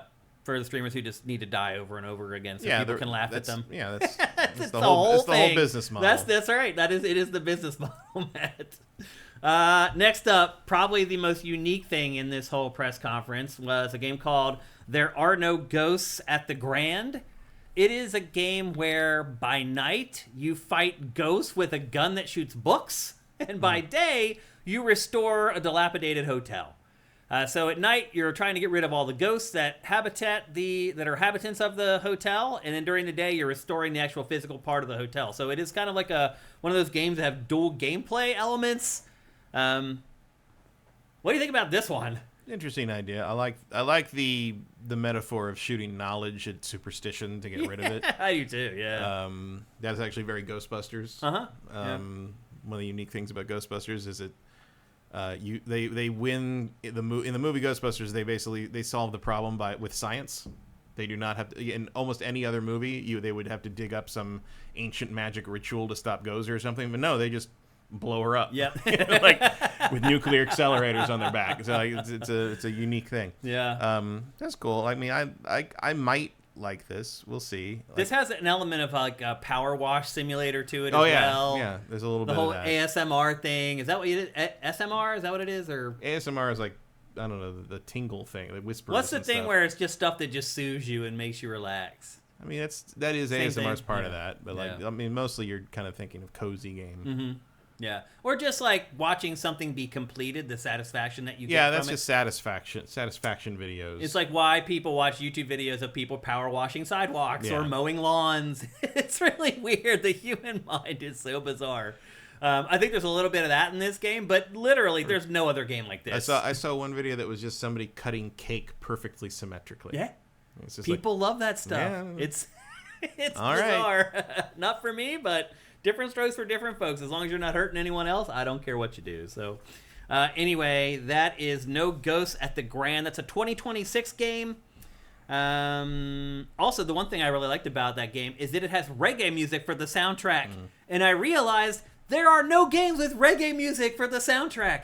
Like, reggae is a genre that is hardly ever used in video games. It's not common. And when it is used, it's because the stoner showed up. Right. It's like, there's the stoner guy, the reggae starts playing. It's never been used as just the soundtrack for a video game. By the way, I love reggae and dub, if you didn't know that already. So I'm very excited to see that those genres are going to be represented inside a game. And not in a derogatory way. I have friends who are legit Rastas who are offended by that stuff. So they'll be happy to hear that there's a game that actually treats it with respect, finally. There's Bolt Riley, a reggae adventure. Is a game about reggae? It's a point-and-click adventure game about Bob Marley's life. Oh, well, there you go. What year is that That'll do from? 2017. Oh, wow. Yeah, I never heard about that one somehow. That slipped through the cracks somehow over at Sifted. $4.99 on Steam. Yeah. Next up, we got to keep moving. No, I don't think anybody would ever guess who the developer of this game is if I just showed them this game. It is a game called Beast of Reincarnation. And if you watch this, it's very easy to think that maybe it's a sequel to like Black Myth Wukong or something. It's a game that's made in China or whatever. Oh, right. This one. As it turns out, this game is made by Game Freak, the developers of Pokemon. And Well, Matt... It certainly runs like Pokemon. It really does. Matt, what has taken Game Freak so long to do this? It has... Well, they had to make a game that wasn't for Nintendo. I mean, it has printed money for decades. It has had the wherewithal and the finances to have another team making games like this for forever. And finally, it's done it. It's finally starting to spend its money making games for something other than Pokemon and Nintendo. And you're right. I don't think this is coming to Switch 2. I mean, it's not announced. I don't know if it will. Yeah. And if you're Nintendo, how do you let this go? After you've worked with Game Freak all this time. Well, Game Freak isn't under any kind of Yeah, I mean, like, they're not obligation owned by to them. Nintendo or anything, but you have that direct line with them. It's like... Well, they probably didn't want this one. I guess. That's really dumb. They need games like this. Eh. Nintendo, more than anyone, needs games like this. If Game Freak wanted to make a game using, modern hardware, then they're Then kind it of going to wasn't have to gonna go happen. somewhere else. So. You're right. That's the sad truth of it all. But I think Nintendo can console themselves with having the biggest IP in the world. Yeah. I don't think anyone's hurting for cash. No. in this Oh, definitely situation. not. I'm just saying, like, to me, it would have been a smart move. Nintendo definitely needs games like this. To have a new franchise like this that it could do sequels on and stuff like that into the future would be a boon for Nintendo. It needs IP like this. It's not good at creating IP like this generally. And this game could end up sucking, too, by the way. Like, who knows? Like, I mean, it doesn't look amazing. yeah. To me. I mean, it's Game Freak. It doesn't have a lot of experience working on anything other than Pokemon. So we'll see how it turns out. But at the very least, the art looks very interesting. So it's intriguing to me.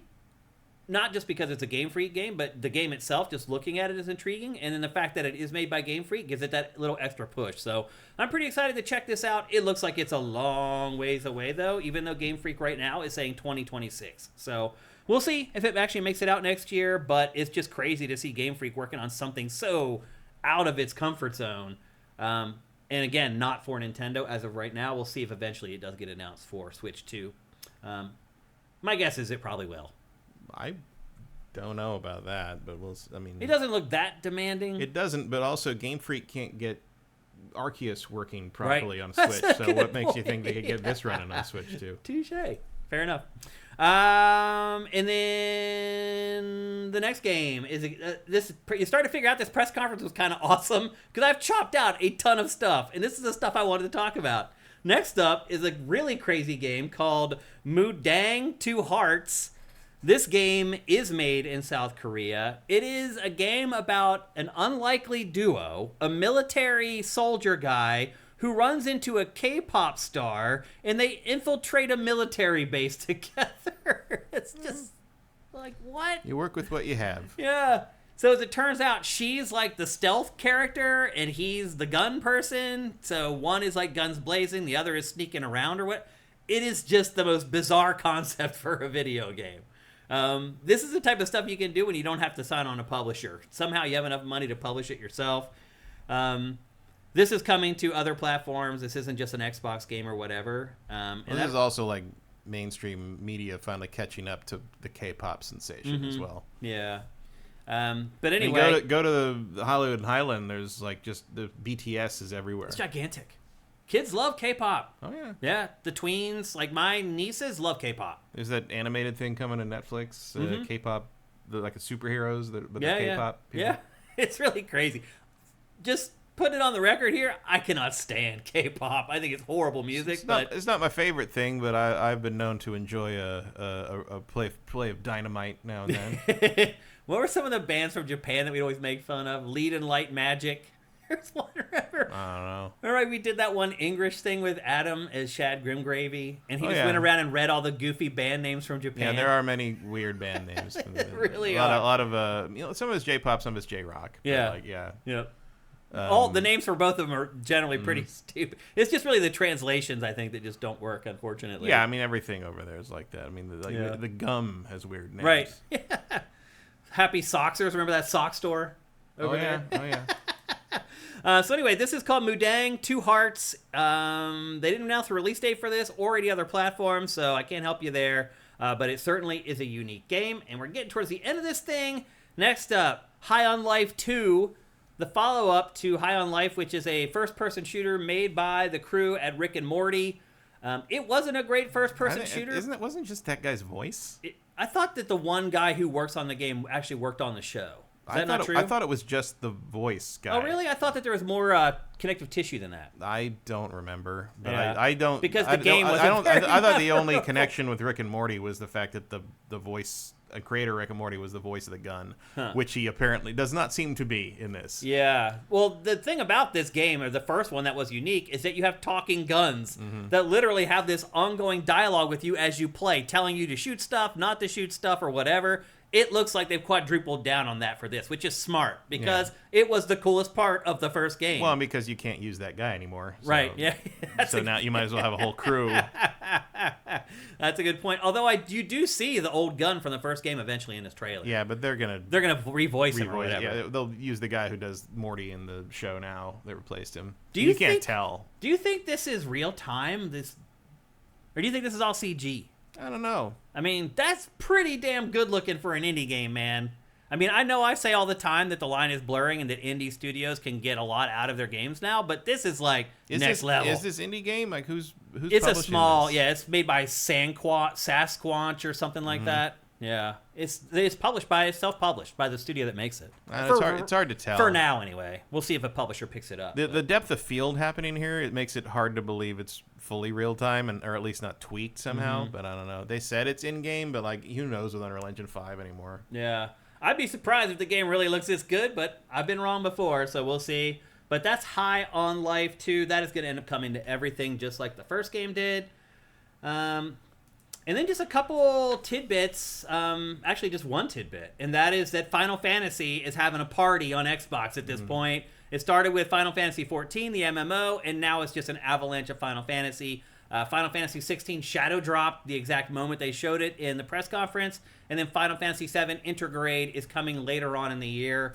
So eventually, all the FF7 remake stuff will be on Xbox, just like everywhere else. So Square Enix is sticking to its guns. It said that it is no longer doing exclusives and that its games are going to go everywhere, and it has proven that already, that that's going to be the case. So Final Fantasy on Xbox, you're going to pretty much be able to get everything, which is probably the way it should have been all along. And then that's it for the Xbox Not E3 2025 you showcase. The other game that my casual friends talked about the most. Which one?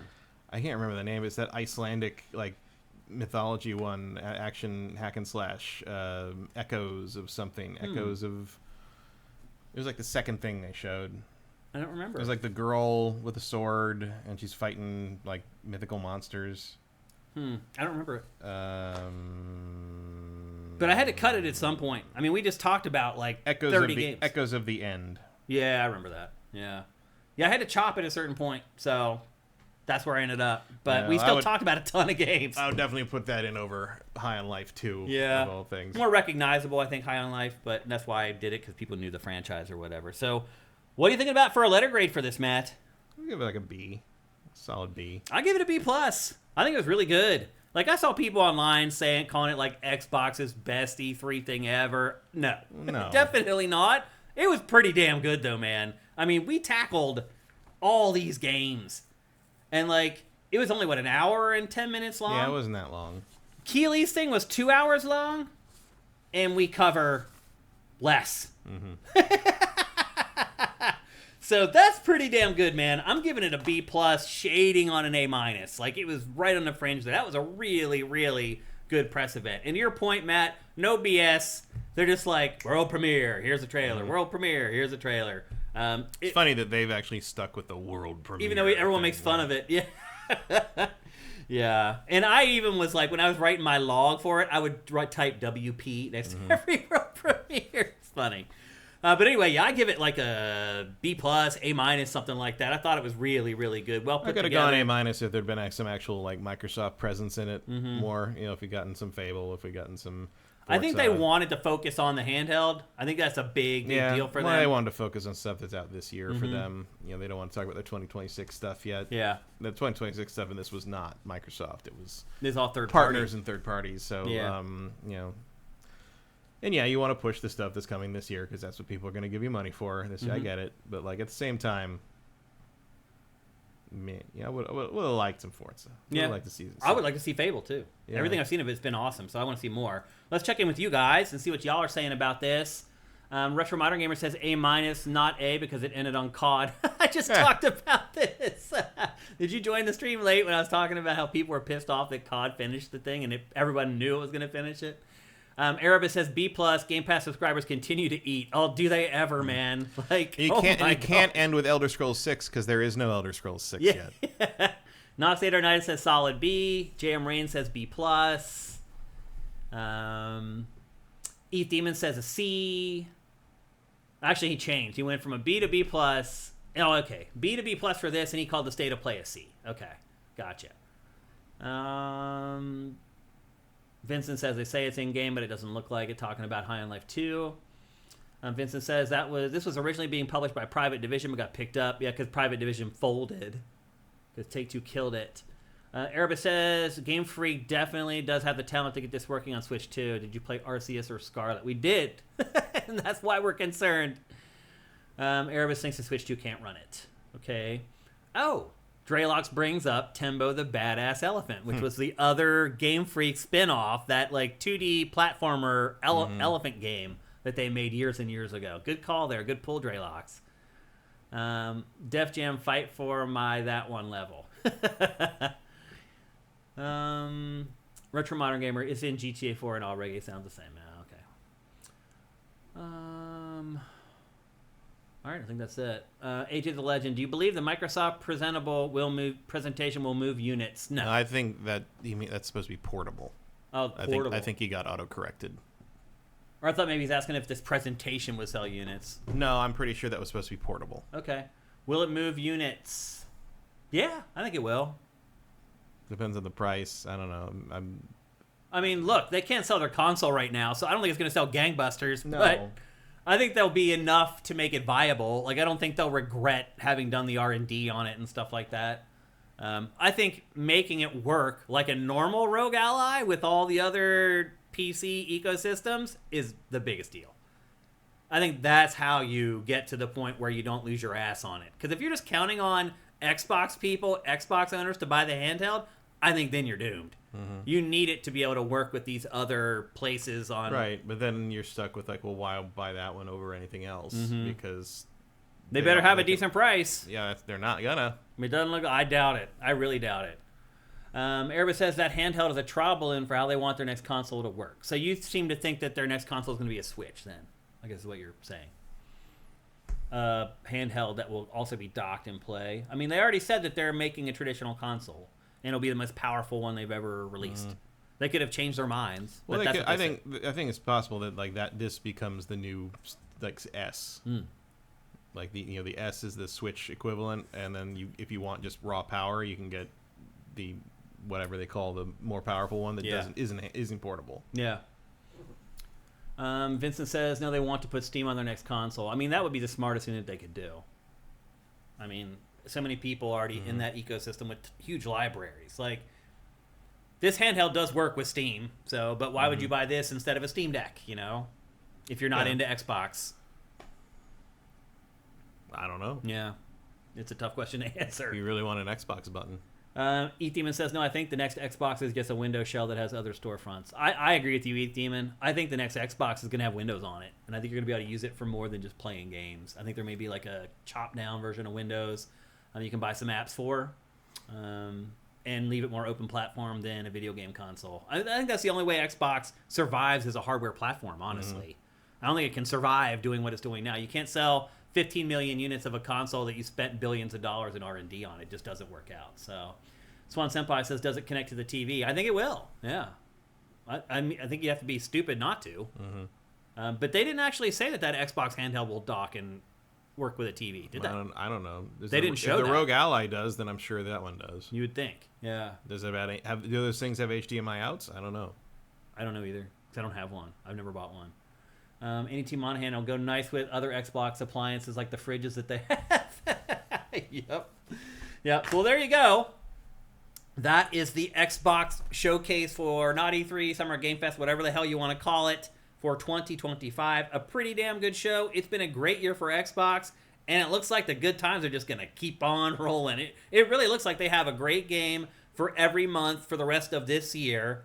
And then in 2026, they start getting into the Fables and the Forzas and the stuff and the Halo stuff that they're going to do for their big 25th anniversary. So I really wonder. I posted this on Sifted. I do wonder if at this point, like if Microsoft, it was a mistake to go to this new model, because they would just be killing it right now on the old model. If you watch, I mean, Sony's asleep at the wheel. I mean, they're just whooping Sony's ass. I mean, sideways, There's no way to predict that. There's not. But it's just like, damn, man. I think they're making more money just putting Call of Duty on PlayStation. I think you're right. And all their games on PlayStation. Like, last month, like 4 of the top 10 games were Xbox games on PlayStation. It's crazy. I mean, bottom line is, it's going to work out, I think.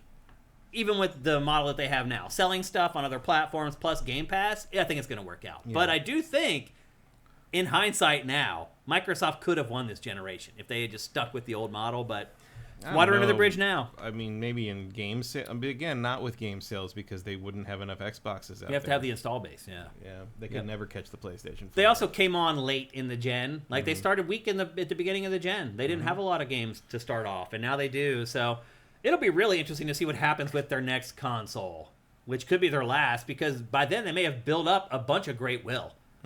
From the last 3 or 4 years of Xbox Series X. So we'll see if maybe that affects them in the long run. But right now, everything's turning up roses for Xbox. And that's thanks to about $69 billion of investment. So it better. All right, we're about to give you our Switch 2 1-week review. But before we do that, here's a word from our sponsor, LS Cream. LS Cream is a fine cream liqueur created by fellow gamer and sifter Stevens Charles. It's inspired by an ancestral recipe from Haiti called Cray Mass, and a double gold winner for its original taste at the New York Wine and Spirit International Competition. LS Cream can be enjoyed on the rocks or as a mixer for drinks with its rich blend of fresh cream and neutral grain spirits with notes of coconut, vanilla, cinnamon, and nutmeg. It's great in coffee or to make espresso martinis. To learn more, discover amazing drink recipes, or to track down your own bottle using a handy store locator, head to creamls.com/sifted. That's creamls.com/sifted. That's right, people. LS Cream is back up on its feet and ready to rock and roll. Go to creamls.com/sifted. Get yourself a bottle locally, get yourself a bottle online. You can do both there. And once you get that bottle, go back to creamls.com/sifted. Find a recipe to make some awesome LS cream. Last week, I took a big chug out of this thing. I'm almost tempted to do it again. It's just delicious. Go to creamls.com/sifted. You get a bottle, you will see what I've been talking about all this time. All it takes is one sip. Just mix it with your coffee. Mix it. You can even mix it with soda, and it's good, believe it or not. Soda does mix with stuff that you wouldn't think it would, like rum and other liquors for whatever reason. It's a good mixer. I mean, rum and Coke. Yeah. Yep. So anyway, I love LS Cream. I know you will too. If you just try it, just go to creamls.com/sifted. Get yourself a bottle, and you'll become a convert just like I am. So yeah, LS Cream is awesome. They're back up. They're rocking and rolling. They're coming out of Canada with a vengeance. Support LS Cream. Long live LS Cream. All right. Now it's time to talk about Switch 2. We obviously had the hardware on the show last week. I did a little demo, unboxed it, showed it off to you guys, talked about the early setup process, but it had just launched. Matt and I didn't have a chance to actually really try it and live with it for a week. Now we have. We're going to talk about it briefly, definitely compared to last week, about our experiences, our first week with the Switch. What generally would you say is your experience your first week with the Switch? It sure is a Switch. Yeah. I didn't open it for like 3 more days. Oh, really? I didn't get around to it until Interesting. I had to buy a new switcher. What switcher? I have a switcher that like switches between 4 different inputs. An HDMI switcher? Yeah. Interesting. I had to get a 2.1 to make it work. So I had a problem, Matt. The PlayStation 5 works without 2.1, but the Switch would not. I don't even know if it's just 2.1. It is. Is it? That was the problem. So, actually, I'm going to turn I looked it up on Reddit. That was the issue, and I bought a 2.1 switcher, and it works fine now. So let me explain what happened with me. So the system actually cost me like $600 because I had to upgrade my AV equipment to make it work properly. So I had a problem with HDMI too. So the way I have everything set up is I have a receiver, and all my consoles go into the receiver, and then there's just one line out of the receiver into my TV. Mm-hmm. So my receiver is HDMI 2.1. It's a very expensive receiver. It's really hard. It took me a long time to get it and one that worked properly, and it does. So you have HDMI cables coming out of the receiver that go into the receiver, and I had my Switch. I just took my Switch out. Same HDMI cable, plugged it into Switch 2. It worked at first. It came up on the screen. And I was using it and blah, blah, blah. And then I took it apart, took it back to the back room to do some capture, came back and hooked it up. It would not work anymore. Plugged it into an HDMI 2.1 cable that was coming out of my receiver. Worked. Mm-hmm. So your point, I think you're right. I think it will That's not my point. Okay. Because that's not what's happening with mine. Oh, interesting. Because the problem is the switcher. Oh. The switcher is not 2.1 compatible. So it wasn't the cable. It was not the cable. Interesting. It is the switcher. So my switcher is 2.1, yeah, and it still didn't work. Mine is a separate. So mine works very similar to yours. All the HDMI goes into the garage where the receiver is. Receiver is not 2.1. The receiver is from 2017. Mm-hmm.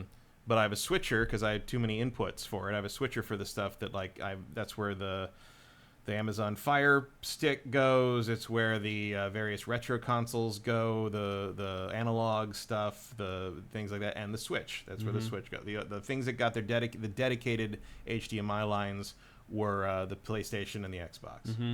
Mm-hmm.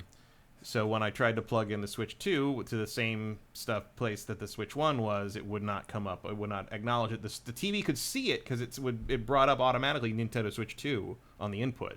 But it wouldn't see the signal. So I unplugged all that and I swapped it around. So I swapped it with a cable that was in the box with the Switch 2 instead of just the HDMI cable that the Switch 1 was using. Right. Still nothing. So then I unplugged that and took the HDMI cable out of the Xbox and plugged it into the Switch 2. Worked. Huh. And that HDMI cable, by the way, came with the house. It's part of the wall. It's from 2017. It is not a 2.1 cable, I assure you. But it worked fine as a direct connection to the receiver. Huh. So I had to get a 2.1 switcher to be able to send the signal through. But if the crazy thing is, obviously the PlayStation 5 also uses 2.1, but the PlayStation plays nice with the 2.0 switcher. Yeah. I mean, all my other consoles I can use non-2.1. The Switch 2 is the first thing that demanded a 2.1 compatible switcher, which is hilarious to me because it's the one that least deserves it, basically.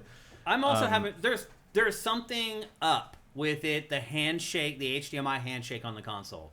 Because I'm also having problems trying to record in 4K from Switch 2. All my other consoles, plug it right in, select 4K and OBS, no problem. Switch 2, it will not go above 1080p. It does not recognize that it is going into a 4K television to tell my capture card it's 4K, record in 4K. So there's just little snafus, and look, this is stuff that can easily be fixed with a patch. Like, they can definitely fix this stuff, but growing pains. There are definitely issues with the HDMI protocols in Switch 2 right now. Yeah, so once you I got it plugged in either directly or through the new switcher, it works fine. And setup is fine. Little annoyed that because I was using it handheld to set it up, and so I set it up on the Wi-Fi. And then when it started doing the big update, it wouldn't let me go back and switch to wired through the thing. So I had to do that through Wi-Fi, which took an hour and a half instead of like 5 minutes. So I'm like, all right, I'll come back later. Well, when you set up, it won't detect a hardwired connection. You have to let it use the Wi-Fi first, and then it will detect the wired connection, which is odd. But it did the update before it would let me look at see the wired connection. So I had to wait for it to do it through Wi-Fi, which is just like, guys, what are you doing? There's just so many 2015 problems. You know, it's like Nintendo's 10 years behind on hardware all the time. Yeah. And here it is again. It's having that problem. It's having the HDR issues with with Mario Kart World, where like the HDR is horribly implemented. Oh man! But if you turn it on, it looks like it looks way better with it on. No, it doesn't. I do. I think Absolutely so. not. It looks like a different game. It washes all the detail out. I didn't know. Go look at the article about this where it's got. He does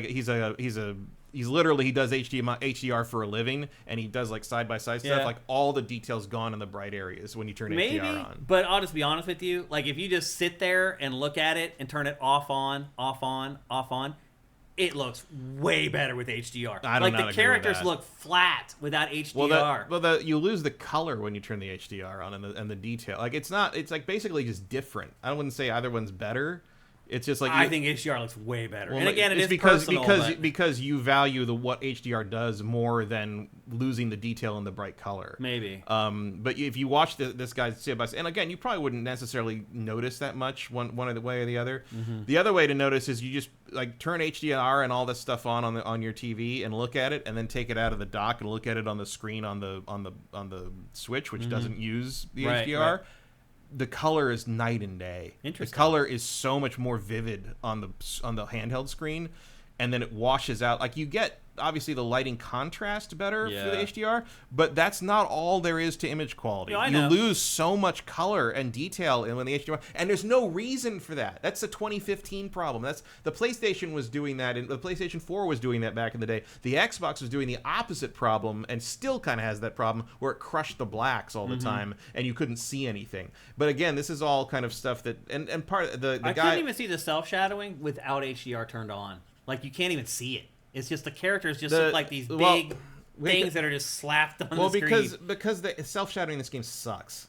The HDR helps it a lot for that, but go back and look at like a sunset, and I haven't even played this game, but like there's comparisons I've seen. Like you can look at even some of the same quote unquote locations. Obviously, there's no continuity in track designs between the different games. Yeah, but the lighting was much more drastic and I think a little prettier on Mario Kart 8 Deluxe or whatever they called the Switch 1 version. I mean, we're going to review Mario Kart. They're just going for bit. Different things there. I thought that was interesting that yet again a 2015 problem rears its head because what's happening, according to this guy who wrote this whole tech write-up that I don't fully understand everything about, is basically Nintendo is making the games without HDR in SDR and then just sort of slapping on an HDR tone map afterwards. And that is simply not how you make HDR look right. It's not surprising Nintendo would try to do it. No, 100% not, because and again, they're not the only ones doing that. Like this is a problem throughout the industry. Yeah. But a lot of people have sort of come around to doing it the right way, and Nintendo simply hasn't, at least not with this game. Yeah. Now again, you're probably not going to notice the difference unless you're really side by siding it, and you're like a guy who works in this on a daily basis, and you can see it. But when you see it on his thing, it's like like the clouds lose all their detail and they're just sort of washed out at the top. It's not like it looks bad. Yeah. But it could look better, and that's on them for that. Which is it's just weird that like you constantly run into these like ancient problems with this system because it's 10 years behind the curve. Yeah, Nintendo just hasn't dealt with this stuff. Not really, no. Not enough to be able to nail it. For me, when I looked at Mario Kart World without the HDR, it looked really close to Mario Kart 8. Where I'm like, damn, if you put these side by side, I don't know if I'd be able to tell which one was which. But you turn on the HDR, it does look like a next-gen game more than it does with it turned off, for sure.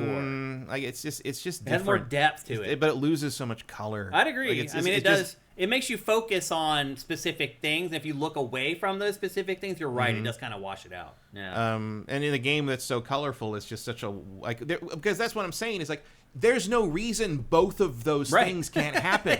You do not have to lose the color. You just have to fucking do it right. Yeah. Yep. And when you charge when you're charging $80, do the HDR right, you fucking morons. Like, what are you doing? There's other dumb stuff, too. Like, there's no way to, like, manage downloads. Yeah, that is weird. Like you can either cancel it or not. Right? Like, you can go to your home screen and you can see all the stuff that's downloading there. You need to go and, like, cancel stuff to get the thing that you want to download first. Like, it's goofy. Yeah. Like, and there's a lot of, like, just weird little quirky things that are just so Nintendo. Like, I went to download I did up my membership to get the other retro games, the classic game stuff, because I'm like, all right, GameCube, Nintendo 65. There's enough there now, and I guess justify $50 a year. Fuck it. So I went and I did that, and I went to download all the things, and I downloaded all of them. I went to open the Nintendo 64, and I'm like, why are there only 3 games? It was just Shadow Man, Turok, and Turok 2. And I'm like, I thought there were more. I thought Zelda was in this. And I finally figured it out. There's a separate app for the M-rated N64 games, and those were the only 3 they have up right now. That is hilarious. So I had to go find the normal one and download that. I've never stumbled across that. And finally, once I got the other one, it was obvious because there's a giant band at the bottom of the icon that says 17 plus mature. And I'm like, oh, okay, I get it. It's all just acclaim games. Yeah. There's other issues. There's a battery meter bug right now where it's not giving you an accurate reading of how much battery is left. Well, I saw like a whole procedure. They posted an official procedure to basically reset your battery so it doesn't drain as fast.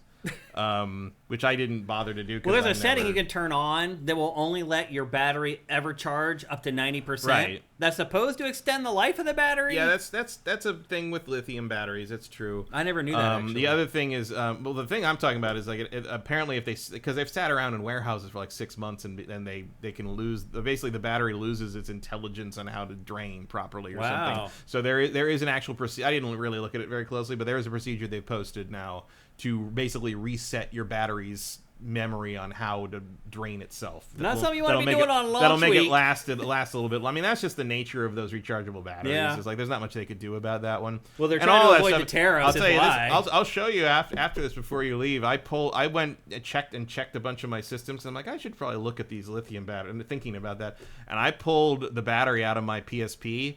Oh, that thing's about to blow. Oh, I already replaced mine. It did blow. It's like mine blew the plastic like thing off the back of it. Yeah. And I went. You can find batteries on eBay for them, and I've replaced mine, and it works fine. Yeah. I'm never gonna do that. Yeah, I did. But I swear for Christmas, I didn't think I'd get it. But I got to take that battery to like a disposal site before it explodes in my office. Yep. Here's the biggest thing that really pisses me off, Matt, is that I was under the impression that I could use the old Pro controller from Switch 1, and you can totally use it and play with it. Doesn't have a chat button. Who cares? I don't use that anyway. Here's the thing. You cannot wake up the Switch 2 with the Switch 1 Pro controller. Really? Yes. Why? My guess is they're being jerks and they're like, we want you to buy the Pro controller for Switch 2, or they decided to upgrade the protocol that they use for waking up the system, and it no longer was compatible with the Switch 1 protocol, which, why? Why would you do that when you know there are millions of Switch 1 Pro controllers out there? That's bizarre. So I've settled on the fact that Nintendo is in fact just being slimy and is now forcing me to go buy that $95 Switch 2 Pro controller. Or just keep a Joy-Con on your couch. Which is what I've been doing. Yeah. So now, instead of having my Joy-Con attached to the tablet up on my entertainment center, I have to have the Joy-Con sitting next to me that I can use to wake up the console. Once it's awake, I can then turn on the old Pro controller and it will connect. It is the most asinine, stupid, slimy thing of Switch 2, in my opinion. So I now have to go buy myself a Pro controller after I got you one. Wow. Yeah, I didn't use the old one because I'm like, oh, I'll use the new one, I guess, just to be Yeah, you should. consistent. It's better. It is better in most ways, but... It feels roughly the same. I'm glad that you have to program the back buttons because I hit them by accident all the time. Like, I don't know how people play with that shit. Yeah. And then another thing I've noticed is that, so I am one of these crazy people who play with Joy-Con. Like, I play Mario Kart with the Joy-Con. My hands split apart, one hand here, scratching my head, the other hand down on my lap, and I can play like a beast, no problem. I train myself with prior Nintendo systems, but I have discovered that the new Joy-Con are just as uncomfortable as the old Joy-Con. Even if you attach kind of the goofy wrist strap to them, which does round off the edges a little bit, it still hurts your hand. The one side of the Joy-Con, it's all square edges, and it still hurts your hand after a while, if you grip it even slightly. So I've had problems with the Joy-Con hurting my hands already, and the wrist strap that you snap onto it doesn't fix it. I did get a chance to test my generic webcam, and it works great. So you can just plug that right into the USB port on the dock, and you can use Game Chat, and it works like a charm. So better than the Piranha Plant one. Right, yeah. And mine's 1080p or whatever. I already have a decent webcam. So if you already have a webcam hanging around, you do not need to buy Nintendo's webcam. I should see if I can get the PlayStation Eye to work with That's interesting, actually. It might work. It might still have the same webcam protocol, you know. And then just the other thing I would say, generally, from just using the Switch 2 for a week now, it's way better. It's way freaking better than the Switch 1. It is so much faster, so much snappier, so much more easy to use. eShop better. Everything about it is better. But to your point, Matt, the first thing you said when I asked you like what you thought of it is just a Switch. I'm pretty much kind of done with Mario Kart World at this point as far as like the single player stuff is concerned. I'll still play a bunch of multiplayer. But now I'm like, what do I do with this thing? You wait for Metroid. Yeah. I mean, I'll play Donkey Kong Bonanza next month or whatever, but still, I just bought this thing for $500. I played with it for 3-4 days, and I'm kind of done with it. Like, one game a month, is that going to get it done? I don't know. I mean, it better, because that's Nintendo. That's how it's going to work. Yeah. That's Nintendo since the N64 days, really. It is, yeah. Like, you just load it up for the exclusives, and yeah. Either the Nintendo exclusive library is worth that to you or it isn't. Yeah, look, I don't regret buying it or anything. It's obviously a big upgrade to Switch 1. There's no denying it. But ultimately, it comes down to the software, and there just isn't any to play. No, so it's a terrible launch. Yeah. In terms of the software. It really is. Really good launch in terms of revenue. Yeah. Yeah, so it set records. It's the fastest selling Nintendo platform ever. And they think when the month is over and they get the official NPD numbers, it will also be the fastest fastest selling video game console of all time. Yeah, I can see that. They've already sold 3.5 million already. In 4 days. Dude, that's insane that they had that many for launch day. The Switch sold 2.75 million in the first month. Yeah. I mean, they were way ahead of this. One thing I will say is Nintendo you could walk saw into a all store and this just coming, buy one. Man. A day on opening day, you could just walk into a Target and buy one. Well, I don't know about that. I know people who stores did. had 50, 60 units that weren't pre-ordered on launch day, for sure. But they were all sold out. Like, there are more than enough people in line to just buy those immediately. Around here, but there were people, like, I know people in, like, Arkansas that just went in and got one, like, at lunchtime. I mean, they're $650 on eBay right now. Yeah, well, I mean, so why wouldn't you just go buy them all and just make $200 off each unit? Well, because they did that at lunch on launch day, not now. Like, by that evening, I'm sure you could have done I see what you're saying. I thought you're saying they're still available. No. Oh, okay. No. Oh. The day of, you could just walk in and get one for a lot of places. In some places. Not here, but, like, in, some podunk place out in Arkansas. Sure. Yeah, you couldn't in Pennsylvania, because I had relatives calling me, asking me how to get one, so they couldn't get them there. But they're right now, they're going for roughly $650 on eBay. So that shows you that they're still pretty hard to get. Just wait 2 weeks. Probably. I mean, I would just tell them like it's not worth $650. No. What do you need to play? I guess I would say that to y'all right now. If you're sitting there, think you're on eBay and you're like looking, maybe I can get one for $5.95. I would just wait. No, just wait for the restock. What are you so desperate to play right now? Right. Unless you just are obsessed with Mario Kart, and if you were, you probably would have pre-ordered a Switch. Yeah, you've been here already. Yeah. I mean, that's the 3.3 million people that bought it already, I think. So. Look, I don't regret buying my Switch 2, but I would like to know playing it all that much. I would like to know the attach rate for the game. Mario Kart, yeah. You mean minus the bundle? Just like how many people bought the game that bought the system separately? Yeah, separate sales of the game and bundle versus individual console sales separated? Probably 1 million, Pretty close. maybe. Yeah, that'd be my guess. I just wonder if the attach rate is higher or lower than Breath of the Wild. My guess would probably be, well, if you include the bundle, probably higher. Yeah, but not including the bundle. Lower, I think, for sure. Like percentage-wise. Yeah, I think way lower, I would guess. I mean, it's not Zelda. Zelda is the marquee franchise. Let's see what you guys are saying. But it's not. Mario Kart is. Isn't Mario Kart 8 like the top selling I guess game it kind of on the is, Switch? actually. It sells better, yeah. Yeah. It did sell better. You're right. That's a good point. El Hugo says, Walmart let you buy 2 per person. I didn't hear anything like that. Yeah, I mean, I saw the limit of 2 per person. I don't know how often anyone had to worry about that. Sanuku says, I can literally buy here in Vienna the original Switch Pro controller. Well, yeah. Why wouldn't you be able to? What was he saying? Nintendo. Read the rest of the sentence. Nintendo will have to fix it if they don't want to have people returning the older Pro controllers in terms of turning them on with the Pro controller.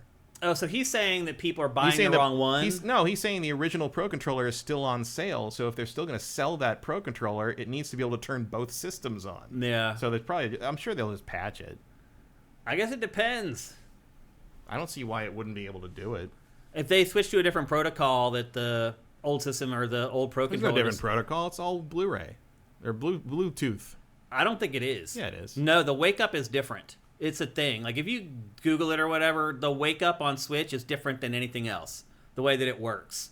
I can't remember all the technical details of it, but there's something about how they wake up the system that's different. It's not just Bluetooth. It's some other RF frequency that they use or something. And at first, like with the Switch 1, they were using a frequency that was shared with other electronic devices and was causing problems. And so they did switch the RF frequency for Switch 1 later on in its life cycle. And well, then they can with update the Pro controller.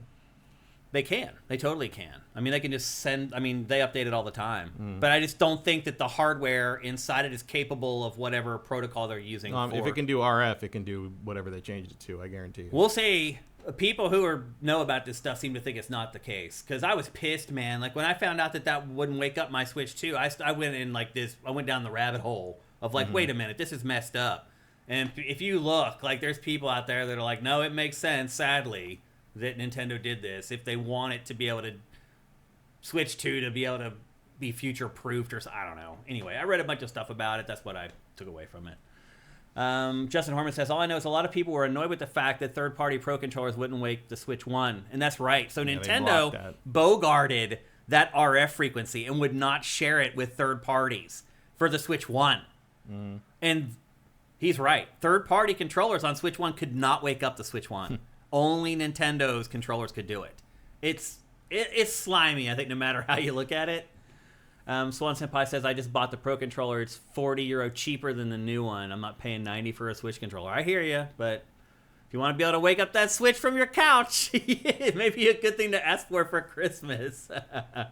Sanuku says, over the lifetime of the first Switch, I bought it twice as a limited edition that I at some point gifted to a diehard fan and bought me the normal box version again. Okay. Nexus 6 Baddie here in Sweden, the Switch 2 is in stock at every store. Interesting. Yeah, they it did not do that well in Europe.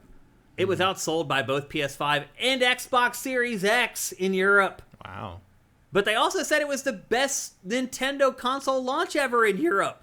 Like, Europe just doesn't like Nintendo. Europe is a different market. It is. Like, I mean, it was the best-selling Nintendo console at launch in Europe ever, and it was outsold by Xbox Series X. That is insane. That is insane. But it's the truth. Europe just doesn't like Nintendo. It's just the way it is, generally. I'm not saying all you guys don't like Nintendo. Are these in stock yet or sold out currently? I'm not sure what you're asking about there. They should have called it Switch 4K. Well, then what would they call the Switch 4? Right. And we probably will get a Switch 4.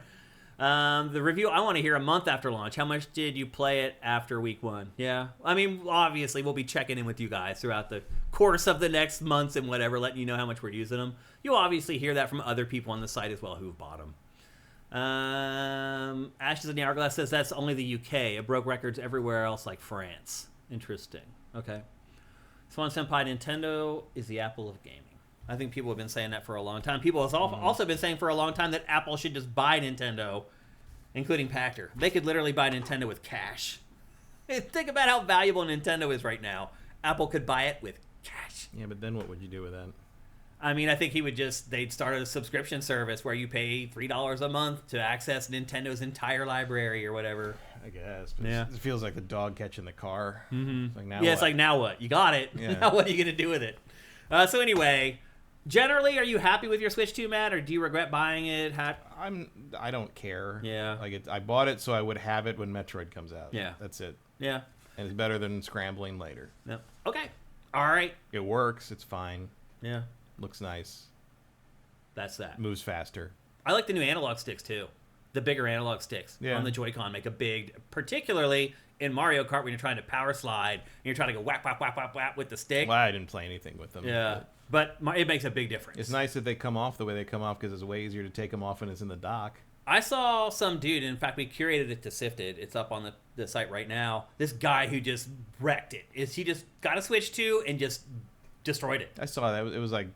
It was captioned like what your cousins do to stuff when you're not looking or something. No, this one was like, can the Joy-Con survive? And he did like a hardness test on the screen. The screen, by the way, make sure you get a case. I think that was that. And someone else took the video and captioned it like what your cousins are doing Thanksgiving while you're not watching them with your he was stuff. just ripping the Joy-Con off of that thing. Yeah, I saw that. And it survived. They're fine. It's fine. Like, he was like, people were worried about that little port inside the tablet. He was literally just like trying to break it, and you can't. It's really, really geniusly designed to make sure kids can't destroy it. It's pretty crazy. But Staples, yeah, not so much. And the screen scratch is really easy too. The whole thing's plastic. Like, he used his hardness thing, it just annihilated Switch 2. The whole thing is plastic. The only thing that's not plastic on it is the Joy-Con rails are metal, so the magnets work. Everything else, plastic. And he just scratched the living tar out of that thing. But it still worked. He was trying to break the Joy-Con, and they just would not break. So, pretty smartly designed. If you have kids, I think you can feel pretty confident knowing they're not going to be able to destroy it. They may scratch the screen, but they're not going to break it. Yeah, you might want a protector for that one. Yeah. So anyway, there you go. Those are our impressions of Switch 2 after a week. Also, it was interesting to hold my original, because I have the launch Switch, and so when I swapping them, that's an even more striking difference between the two. Especially because the Switch 1, the original Switch, the launch Switch, has about the same percentage of bezel as the new one. It does. Whereas your OLED had much less bezel. Yeah, very interesting. All right, let's move on. Now we're going to talk about Geoff Keighley's Big Summer Game Fest 2025 presentation. I think the SIGF. Yeah, I think the thing had like 130 games, and we're going to talk about like 18 of them. So that just kind of puts it in perspective. However, as Matt hinted at early on in the show, it did have the biggest game of all of not E3 Summer Game Fest, and that is Resident Evil 9, Resident Evil Requiem. Very clever how they did this, where they had Capcom come on about 10 minutes earlier and say, hey, we're still working on the new Resident Evil. But you knew the instant it cut to the inside that this was, because I don't know exactly how to explain it, but you know what games with the Resident Evil engine look like. When all of Capcom's games have that look now. Well, I think as soon as I saw that guy, I'm like, this is Resident Evil. Well, people could have been fooled into thinking it was Call of Duty as well. Because this looks very Call of Duty. Going back to the Call of Duty doesn't look like... There's something about the engine they used. Once I saw her, I knew it wasn't Call of Duty. Yeah, but I saw him and I knew it was this. The bald head guy. Yeah, wow. I knew... But the way he moves and the way that the clothes do or do not move on him, the wrinkles on the back of the... Like, there's something about it that is... That's how that engine does that. And I guess it didn't have to be Resident Evil 9, but I figured what else could it be? Yeah. But I knew it was Capcom the instant I saw that guy. Toon Medic, thank you for Twitch Prime. I saw you just got it in there. And yeah, as soon as you see her, it's like, well, yeah, this is... I didn't know if it was Resident Evil. I knew it wasn't This Call is of the Duty. same girl that, like, well, this is the same girl that whoever has the fetish for the girls in glasses with the social anxiety. Like, there's like 14 of these girls in all the Capcom games over the last like 10 years. Also, like, at some point they say her name, and it's that she's clearly the daughter of the other character. Yeah. From 7, I think. No, it's from Biohazard Outbreak. Oh, right. The one of the multiplayer things. Yeah, she's Grace Ashcroft, and her mom was Ashley, I Ashley believe. Ashcroft, Yeah, she was the star of Outbreak. What a jerky parent. Ashcroft. Like, fuck you. Seriously. Well, this one, you play as Grace. People have been saying that maybe you play as Leon because the voice actor has something on his resume that's basically hinting that he's working on this in some way. I'm sure he's in it. Yeah. But it sounds like you play as her. Yeah. So this morning, the press, some people in the press did get a chance to go watch a behind closed doors demo of the game, and those are also up on Sifted right now at sifted.net. But they did share a bunch of details. And in the demo that they showed to the press, you only play as Ashley. There's no opportunity to play as Leon. It doesn't mean that you don't play him as him later or something like that, but what they got to see, you actually do play as Ashley. So at the very least, at least part of the game, you're playing as Grace. You're not always playing as Leon at the very least. As far as the details that people shared, they say that it's a lot like Resident Evil 7, but here's the biggest thing about the game, is that you can play it in first or third person. So that was a big question, because the franchise keeps kind of jumping back and forth between third and first person. You play the RE4 remake, that's third person. You play Village, it's first person. Well, I figured when they added third person to Village after the fact, that meant that's the way it was going to be going forward. Do both. It looks like it takes place in Raccoon City. This is Raccoon City right here. It definitely does, yeah. That big divot that's there is a result of Resident Evil 3 at the end of Resident Evil 3. That big bomb divot that's in the city. And there's the Raccoon Police Department right there, and people are saying that you can see Leon's Jeep parked in front of the police station right there to the left. Yeah, there's this Jeep. This is connecting a bunch of stuff together from the Resident Evil franchise. It's like, it may seem like this is kind of some little separate thing, but it's not. Like, this does tie in, and there's the mansion right there. It looks like, anyway. So this looks like it's going to tie in to a lot of stuff that Resident Evil fans already are aware of and excited about. So she is an FBI agent. I hope this isn't a game, Matt, where... I am an FBI agent. Yeah, I hope this isn't a game where, like, you go out, you do a mission, and then you come back and you debrief and you get the briefing for your next one. They're going to send you out to this thing and you're going to get... You're stuck. Everything's going to go wrong and you're going to be stuck there for 14 hours. I hope that's the case. I hope we don't see this place ever again, this sterile FBI office. I hope that's not a regular... I hope it's not Call of Duty is what I'm getting at. No, I don't know why you would think that. Yeah. This is clearly just an opening I hope so. So she is an FBI agent. She's not, like, well-trained, though, in combat. She's like a bookworm. So she knows a lot of stuff, but she's not like their best shot or whatever. So what they said about the demo that they saw is that she exudes that while you're playing. She's very nervous and very unsure of herself. The way she aims her guns, the way that she does everything. They said that she gets very scared over the slightest thing because she's not used to being in environments like this. They said that they really saw, like, the root of her character coming through in the actual game. And again, she was the playable person that they saw, not Leon. So at the very least, she's at least part of the playable protagonist roster. But they said that there's, like, lots of environmental storytelling. There's lots of collectible items. It still has the thing where you find the thing here. You got to take it to the other door over there to unlock the door. So the level design of the game is very much like every other Resident Evil game as far as the puzzles are concerned. Her mom died 8 years ago, and then her asshole boss sends her to, like, the place where her mom died, to the haunted hospital. And that's the that's where the demo picks up that the press got to check out, is she's in the hospital. I guess looking for her mom or whatever. The dude sent her there. I don't know why he sent her there, honestly. Probably because he knows that something there involves her mother, and she's the key to making it activate or open up or whatever. And he's sacrificing her, like, is the sacrificial lamb. Yeah. Also, there is a creature that chases you in this game, like Nemesis or Dr. X. Are you happy about that? Nah, I find that boring. Yeah, I thought it was interesting once. Yeah. I don't want to do it again. No, I don't want to have to constantly run from this thing. Yeah, like, you're not going to get me, but I have to manipulate you into leaving the area I need to go to do the next thing to make progress in the game, and it's just like, man, just shoot him. Yeah, seriously. Who fucking cares? I'm over it. I thought it worked well once, and after that, it's like, I don't want to do it Can X just give it to me so I can get on with it? X gonna give it to you. Gonna give it to you. May he rest in peace. They also said there's a bunch of jump scares in the game, which, again, is Resident Evil, no surprise there. And they said there's also, like, a timer on the screen, which is like a timetable of how long it takes for something to happen. They said that they didn't tell them what it was or how it related to the game or it related to Grace or anything, but they said that they just saw it on the screen.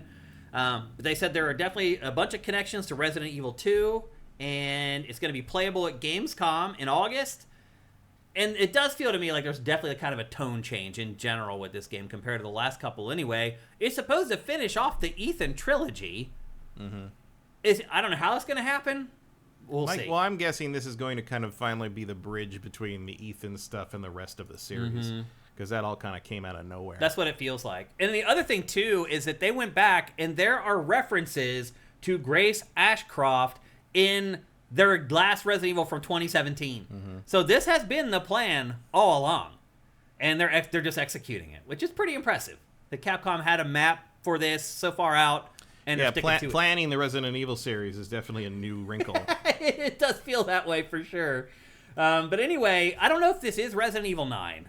They're just calling it Requiem. But yeah, but if you look at the 9 is the Q. Oh, it is? Yeah, it's RE9. Oh, okay. Yeah, it's Requiem. The Q is a 9. Gotcha. Oh, they turned the Q. Yeah. All right. So anyway, that's all we know about it. We should hear a lot more about it in the very near future. Again, it's going to be playable at Gamescom in just a couple months. So, and then the game comes out on February 27th. So not much longer to wait for it. PC, PS5, Xbox Series. We'll see if it runs on Switch 2. My guess is if it does come out for Switch 2, it'll be much later than those other 3 versions. But again, February 27th, 2026. So not long to wait for the game at all. I think it looks pretty awesome. Are you excited for it? I like to see more of it. Yeah. I mean, there's been all the rumors of it being like open world and stuff, but like we'll see what that turns into. Be interested. I'm more interested in how they're going to connect it up to the older games. Yeah. Because that was been the one thing that I mean, I guess the world of Resident Evil is just fucking weird. It feels like there's some heavy lifting that's about to take place there. It's like, because as far as I can tell, the weird shit in like Village doesn't have anything to do with the T virus. Look like it. Yeah. There's just werewolves in this world. There's just monsters around that don't have necessarily. Zombies were not. It makes you wonder why everyone was so shocked that zombies were real. Right. If you can just wander in a random house and there's a 9-foot-tall vampire woman, you're just like, hey, maybe this is just what happens. I don't know. That's funny. But anyway, that's all the info we have on Resident Evil Requiem for right now. But again, I think we'll be getting a lot more in the very near future.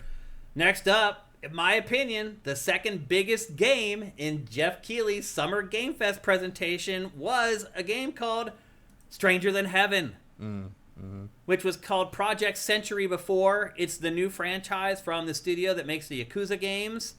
And the last trailer was set, was it 1908? 1915. 1915. This one's set in 1943. So there's definitely some kind of a time-jumping element to this game. Yeah, it's telling a generational story. That's why it's called Project Century, because I think it covers the whole century. That's what I think, too. It's the origin of the Yakuza, I think. That's what I think. I think that's what it's getting at as well. Because the Yakuza mostly rose out of the kind of the street gangs that formed into local protection gangs and sort of unofficial police forces in the aftermath of World War II, as basically Japan was rebuilding. Yeah. And so, the one American guy in this talks to him about him being like the son of somebody, which I assume is who you play as in 1915. But this looks really good. It actually seems to have more judgment to it than I thought it would have. And I love all the jazz stuff. I love like all the people getting up and running here. Like there's a lot more life to the world than there normally is in these games. I saw some people disappointed that it's using the action brawler style instead of the turn-based, but I don't think you'd want to do. No, I think that's perfect for this. Yeah. I think that's what you want for this game, absolutely. You want the viscerality of it? Yeah. That's what I love about this game. I mean, this game is like pull no punches, man. It's brutal. I mean, they're killing people. And like, there's usually a very poorly portrayed no killing rule in the Yakuza games, where like the idea is that Kazuma's never really killed anybody, and I'm like, I killed 4 people in that last fight. I'm sorry, that man did not get up after I smashed the bicycle over his face. Cut his head off with the stop sign. I stabbed him with a katana, like he's dead. He's dead, and it's like, no, I just wounded him. I'm like, no, I don't think so. Yeah, Retro Modern Gamer actually is bringing up something Mundfish Games. Man, I don't know what's going on with that studio. We're about to talk about some stuff it's working on. Man, it's becoming like a rock star. Mundfish. They came out of like freaking nowhere. But this game looks cool, and I'm really excited about it. But I would never in a million years have dreamed that this would be the second most important, biggest game in Geoff Keighley's thing before I watched it. Like, that's where it's at. That's where Keighley's show is at. That this is the second biggest thing. I mean, there's a pretty niche spin-off of kind of a niche franchise. And this was the second biggest game in his show. So that just kind of puts things in perspective for you. But yeah, I'm all over this game. Mm-hmm. Did they say when it's coming out? Next year. 2026? I think so, yeah. Yeah. They're just cranking these They're things killing out. it, too. Like this studio also is killing it right now. They have figured it out. They have figured the pipeline out. Yep. And this also isn't reusing a lot of assets because the setting, obviously, is way back in time. So they're just good. And all the music stuff is... it's amazing. Yeah. There's no other game like this. And it's so hard to say that and do that in 2025. And it's not something you expect to say about a Ryuga Gotoku game. It's like, because normally they are all this stuff. Yeah. But you know what? The Pirate game was also pretty unique, too. Like, it definitely was. They're definitely starting to spread their wings a little bit, and I'm here for it. I'm all about it. So I think that game looks awesome. And again, they just changed the name from Project Century. It is now called Stranger Than Heaven. Mm-hmm. So but I would guess it's next year. I don't know if they actually said anything specific, but yeah, I didn't see anything about the Pirate Yakuza was in January this year. So yeah, give them a year. Yeah, a little over a year. Yep, be right. Next up is a game from Mundfish, and they're publishing this one. It's developed by a different studio, but they're all over it. And I never would have dreamed, again, that this game would be, in my opinion, the third coolest game at Geoff Keighley's show. It is a game called Ill. Did you check this out? I mean, I saw this trailer. Holy moly! I'm very impressed by the tech. Yeah, it's not exactly super interesting to me in terms of game, but like I'm very impressed by just the bodies. Holy moly! This trailer came out of freaking nowhere and blew my mind. Well, this thing's been in early access, hasn't it? I've heard, yeah, but I had not heard about it until I saw it in this presentation. And holy effing shit. This is the horror game I've been waiting for, man. There's elements of this that make me feel like this is the use of physics that like Doom 3 wanted you to believe it was going to have, or like Condemned wanted you to believe it was going to have. This moment right here, where he goes to pick up the axe or whatever, and you just blow his arm off. It's freaking great, man. And his reaction is kind of like, "Hey." Oh man, this trailer got me so wound up. You got to work. This shot too.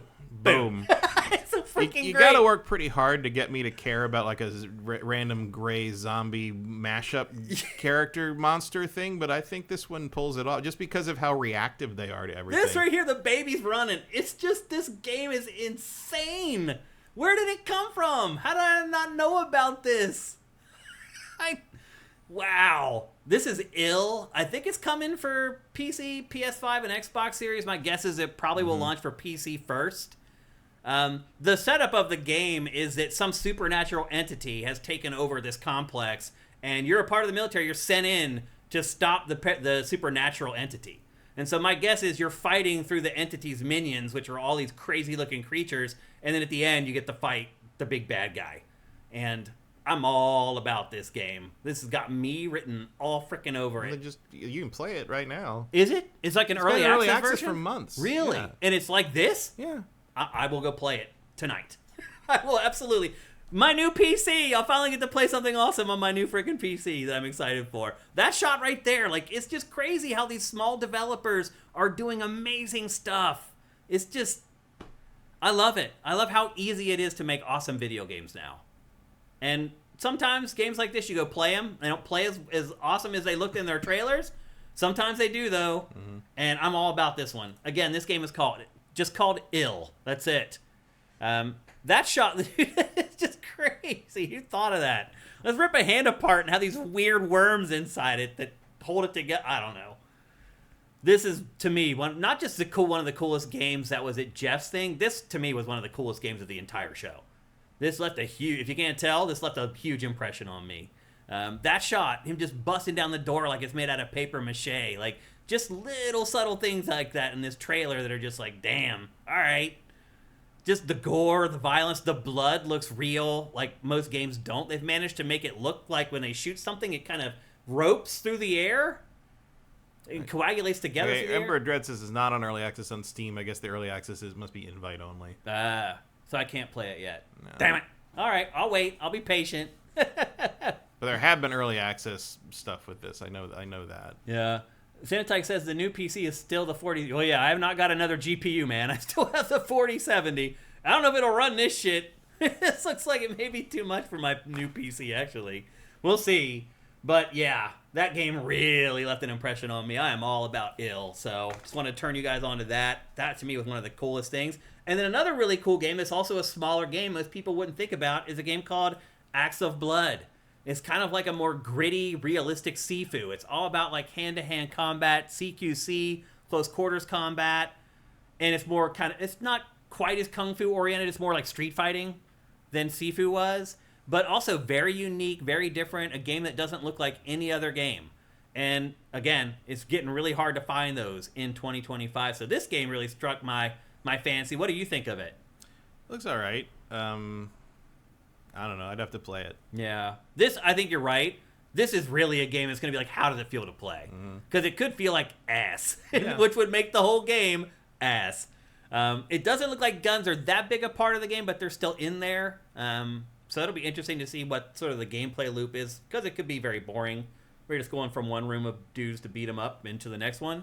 We'll see. It doesn't seem like it's very plot heavy or story heavy. So the combat will obviously have to carry it for the most part. But somebody's a big fan of the raid, I can tell you that. Yeah. Or shit. What's the open world game everyone wants a sequel to? Set in Hong Kong. Sleeping Dogs. Give me a little bit of Sleeping Dogs vibe. Like as far as the hand-to-hand stuff, to use the environment and stuff like that. Obviously doesn't look like an open world GTA clone though. It looks like it's just an action game with some platforming and some gunplay here and there. But anyway, this game is called Acts of Blood. It's coming to pretty much everything as well.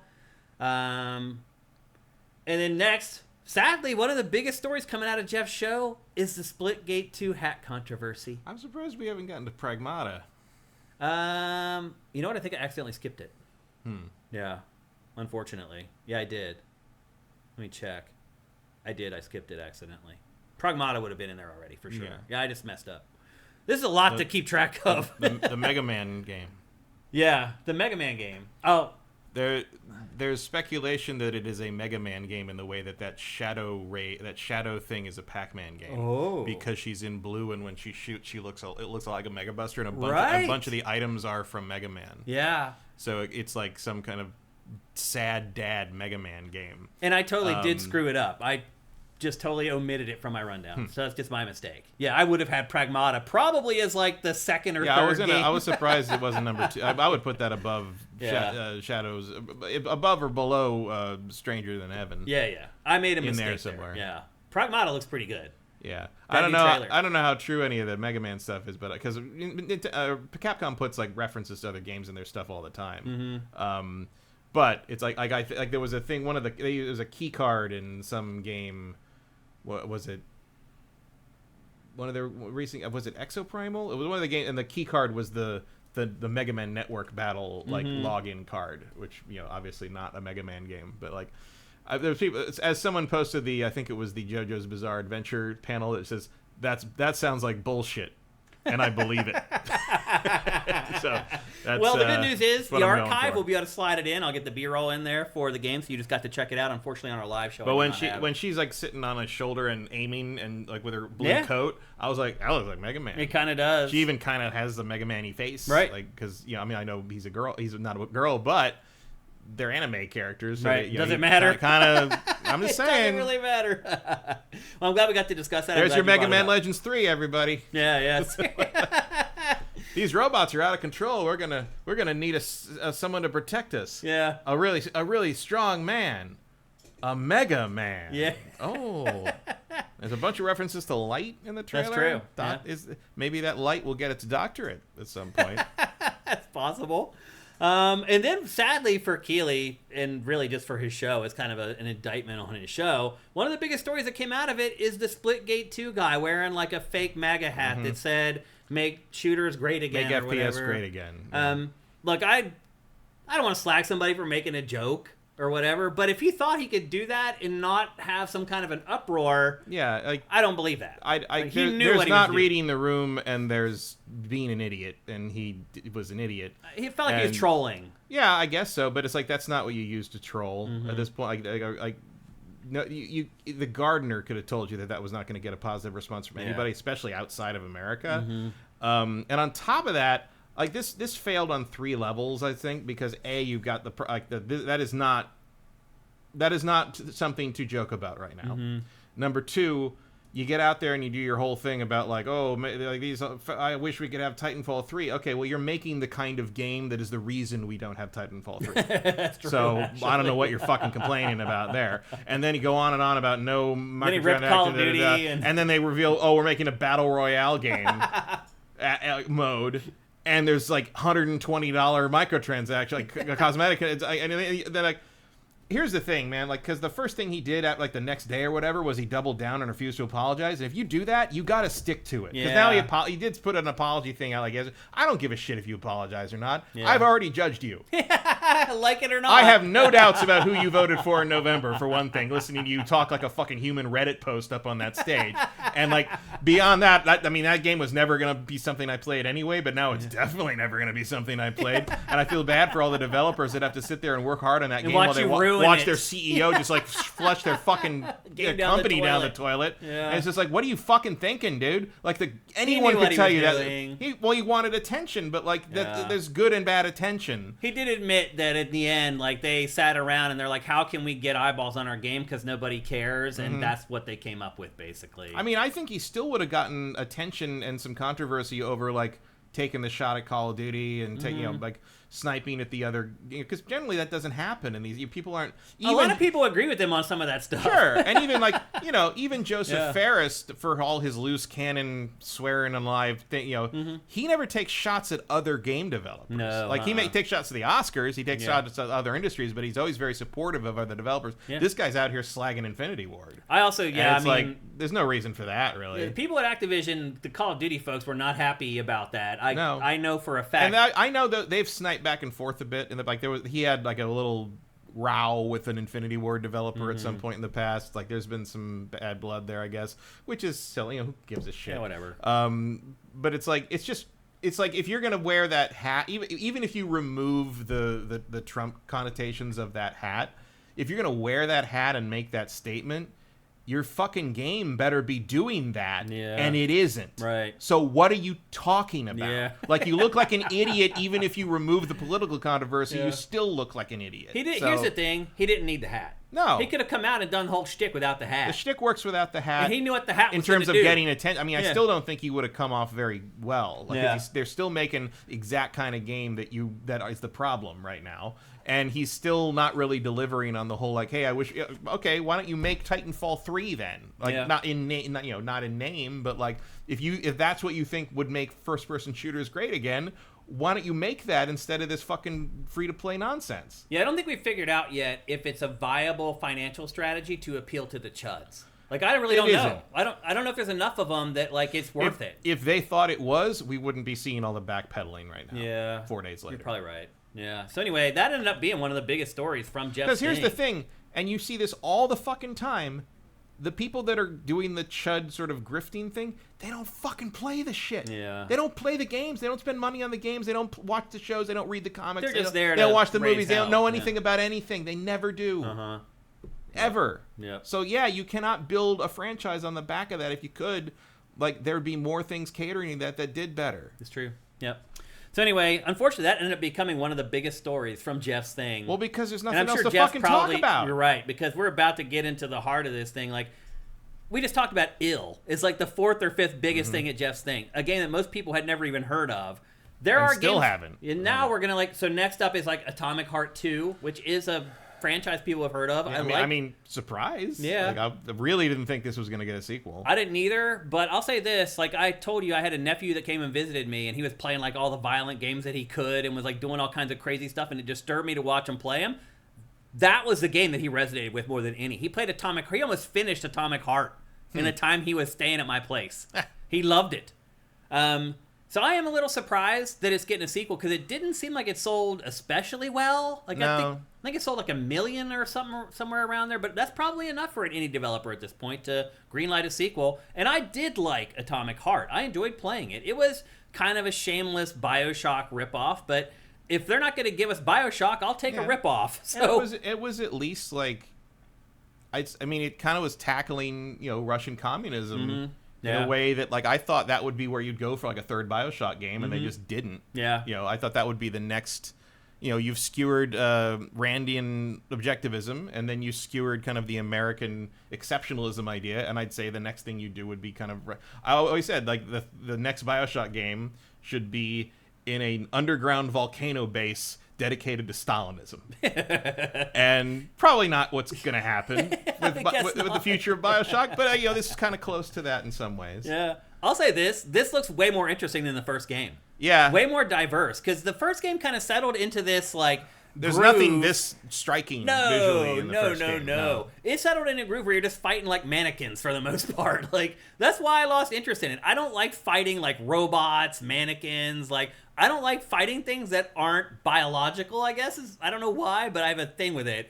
And this game just settled into this thing where you're like stalking these like mannequins through these houses, and I was like, My nephew loved it because he never got to play violent games, and he's just like, I'll play anything that has blood in it. I don't care.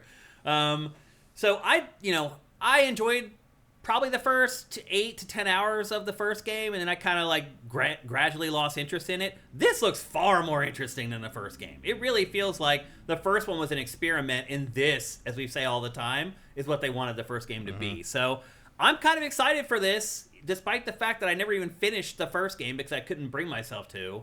I just think it looks better. I think it looks more interesting, more diverse, and I think it explores the subject matter more. At least it appears to. So we'll see. But again, that is Atomic Heart 2. Next up, another sequel I never thought we'd see, Code Vein 2. Yeah, it really did. I mean, they must have sold a lot of units of that on discount. Bandai Namco's anime Souls-like. This thing feels like it was $10 in like 3 months. Right. I can't believe this is getting a sequel. I was like, okay. This one is trying some new stuff. It has like a new booster system where you can add different levels of customization to your character. There's some kind of like a time travel gimmick to the game where like actions taken in the past can influence what happens in the future. So there's that whole kind of dichotomy thing going on. But there's a huge art style clash happening here. I mean, this franchise is just ugly. The first game was ugly. This game's ugly. Again, though, this is like the 6th biggest game at Geoff's show. Right. I mean, that's where it is. That's where it's at. So, there was nothing memorable or remarkable about Code Vein. Nothing. No. It was the first anime Souls game. That's about all you can say about it. That's it. Yeah. But a sequel's coming, and they look so weird in these environments. Yep. Because they don't match. They don't even seem to match their clothing. Nope. Very strange. It's very weird. But anyway, that's Code Vein 2. It's also coming to PC, PS5, Xbox Series. I don't think they announced a release date for that. And then another game that got a sequel that maybe doesn't deserve a sequel, and that is Mortal Shell 2. I didn't even play this one. I think you played this for GameFace. Maybe? I honestly don't remember. Dark fantasy Souls like. How many? There's not enough of how those. many of these are there? It's like Too how many many. times do we need to see another one of these fucking things that it's going to get a 6 out of 10 and just move on from it, and no one's ever going to think about it again. And I'm also looking at you, that feather game, whatever that Wu-Chang, Fallen Feathers. Yeah.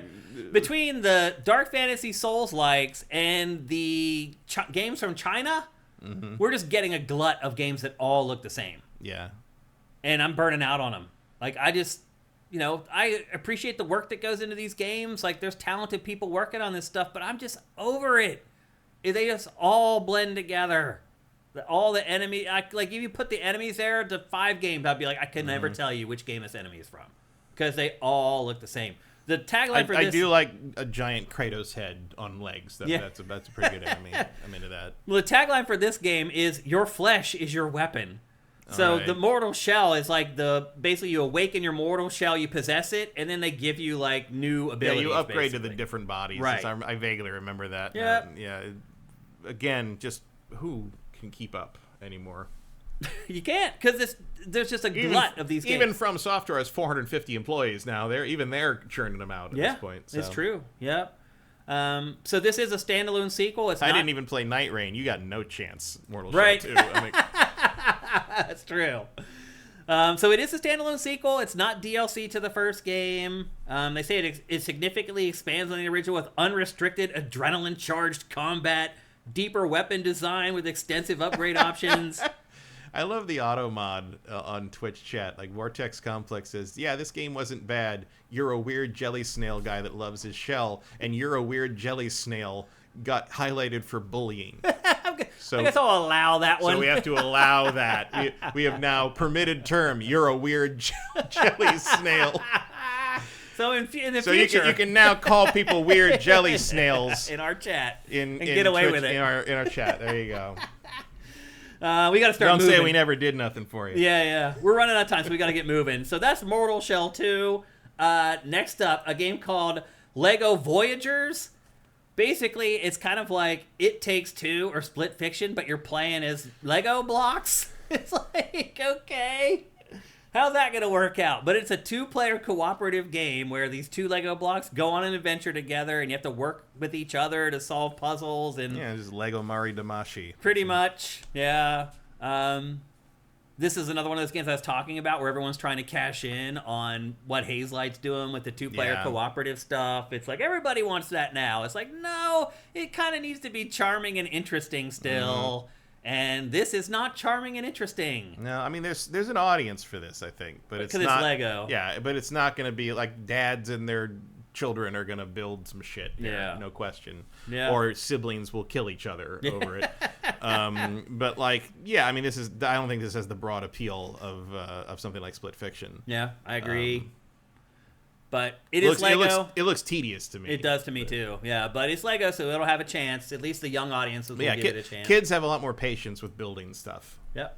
Next up, a game that we've had our eye on for a while called Mixtape. They showed the second trailer for that. Actually showed some gameplay this time, and wow. Yeah, it's looking good.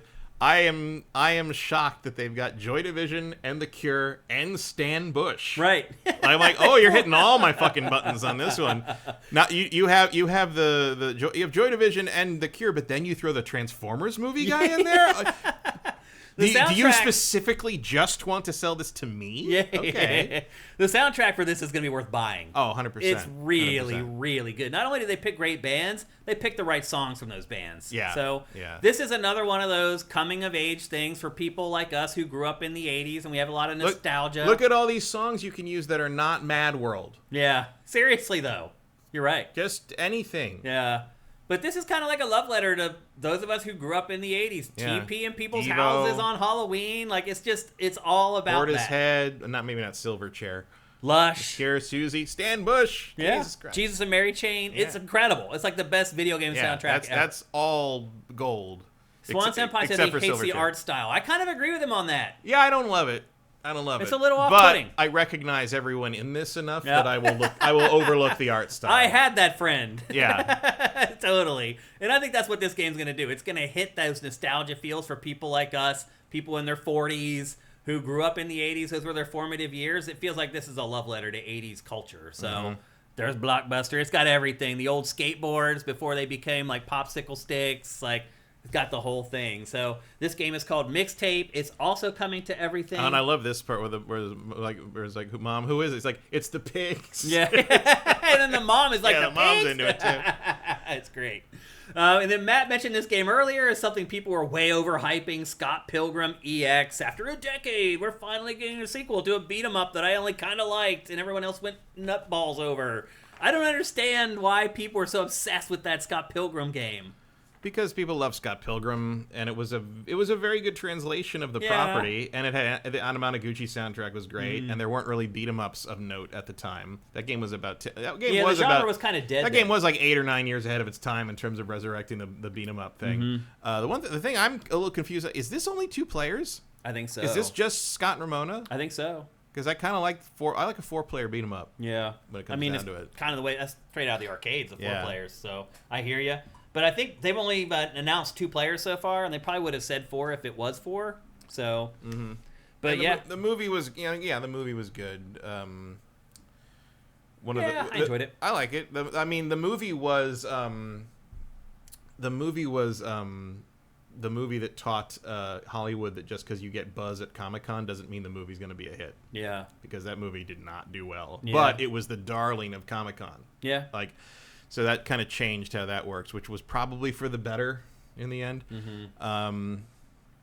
Yeah, good movie. I think that movie did cartoon gags in live action better than probably any other movie I've ever seen. Yeah. Like when he dives out the window to avoid knives, like that is as good as Bugs Bunny ever did it. Yeah. Like it was very well done. Yeah, I enjoyed it.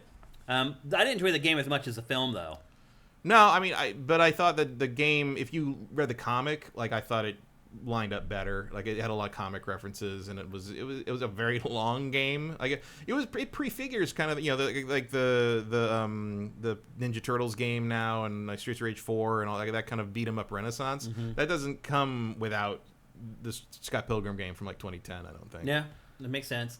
And then we actually had a few more games, but we have to cut it short here, unfortunately. The last game I want to show is Out of Words.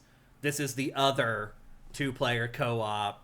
This is really like It Takes Two, because this is like a male and female couple who go on a cooperative adventure together to try to refine their voices. Their mouths have disappeared, and it's got claymation. So right? Like, it checks burn all up the the boxes. YouTube shorts. Seriously, yeah. But this game looks cool. Like, this looks like it may actually try new stuff that Hazelight hasn't tried. Yeah.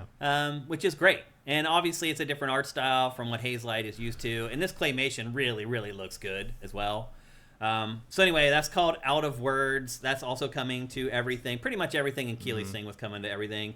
And then they announced a Wu-Tang game called Wu-Tang Rise of the Deceiver. Yeah. Like, it just... Ghostface Killer needs your help. And I'll just tell you, like, we wouldn't even be mentioning this if it was just called Joe Blow, like, Beat 'em Up. It's Wu-Tang Clan, so we're mentioning it. But it's a kid's game, though, because Wu-Tang is for the children. Right, yeah, so. Yeah. I mean, I think we all probably would have preferred to get another Def Jam Fight for New York instead of this thing. I wish someone would tackle that. Yeah. But... And that's it for Geoff Keighley's big Summer Game Fest blowout. What kind of a letter grade are you giving that, Matt? I'm going to give that one a D. Yeah, I'll give it a D+, I think. Mm-hmm. It's his worst show ever. I would agree with that. I mean, literally, there were 2 or 3 big games in that thing. Mm-hmm. Total. And it was 2 hours long. I don't know if any of you guys actually sat through the whole thing like I had to because it's my job. I did not. And a matter of fact, so I came in. Oh my God. I can't remember. I came in probably with a half hour left to go, I think. So I actually saw some pretty good stuff. Right. So it's the middle. Maybe it was a little more than that. Like I saw the Splitgate guy live. I saw the Resident Evil stuff, both Resident Evil things live, etc. And then I went back and watched the archive thing because everyone was like freaking out about hate it, worst thing ever, worst show. I'm like, I thought that was all right. You know, right. Like the part I saw was all right, and then I went back and went through the whole thing. I'm like, literally, you missed all the dregs. You were lucky. Rough. That middle hour and 15 minutes was torture. Dire. It got so bad because it literally got to the point where the crowd didn't know what was content and what was a commercial, and they started clapping for commercials finishing. I'm like, hooray for Schick. Somebody needs to just talk to Geoff and be honest with him, man. And be like, look, dude, if you can turn a profit making this show an hour long, yes, what you need to do. Like, I don't know how much money he's making. I don't know if he needs to make it 2 hours to make it profitable. I think Summer Game Fest must exist to make enough revenue to keep his operations stuff going running, to get the Game Awards. To get to the Game Awards. That'd be my guess, too. He needs to reconsider this stuff, man, because it is just brutal. Brutal to watch that whole thing. If you're not getting the big guys on board, like, there's just nothing here. Like, he's lucky Capcom was willing to do that. Man, I can't believe Capcom gave him RE9. Yeah. That is Capcom could have done their own. They could have done their own thing. They could have given it to Xbox. It would have been either top or bottom in Xbox or top or bottom on PlayStation. Yeah, and they gave it to Geoff. They hooked him up. They saved his ass. When he introed because without RE9 Pragmata, this is an F. He almost cried when he introed Resident Evil. Did you see it? He almost cried when he introduced Scott Pilgrim. But, dude, his voice was wavering. His lip was quivering when he introed. Because they saved his ass. And it didn't leak. Somehow that never leaked. No, there's a surprising lack of leaks on this one. Yeah. Maybe because no one cared. Because no one cared. There wasn't anything worth leaking other than RE. Yeah. I mean, I did see I did see a thing that said, like, Resident Evil 9 will be revealed this week.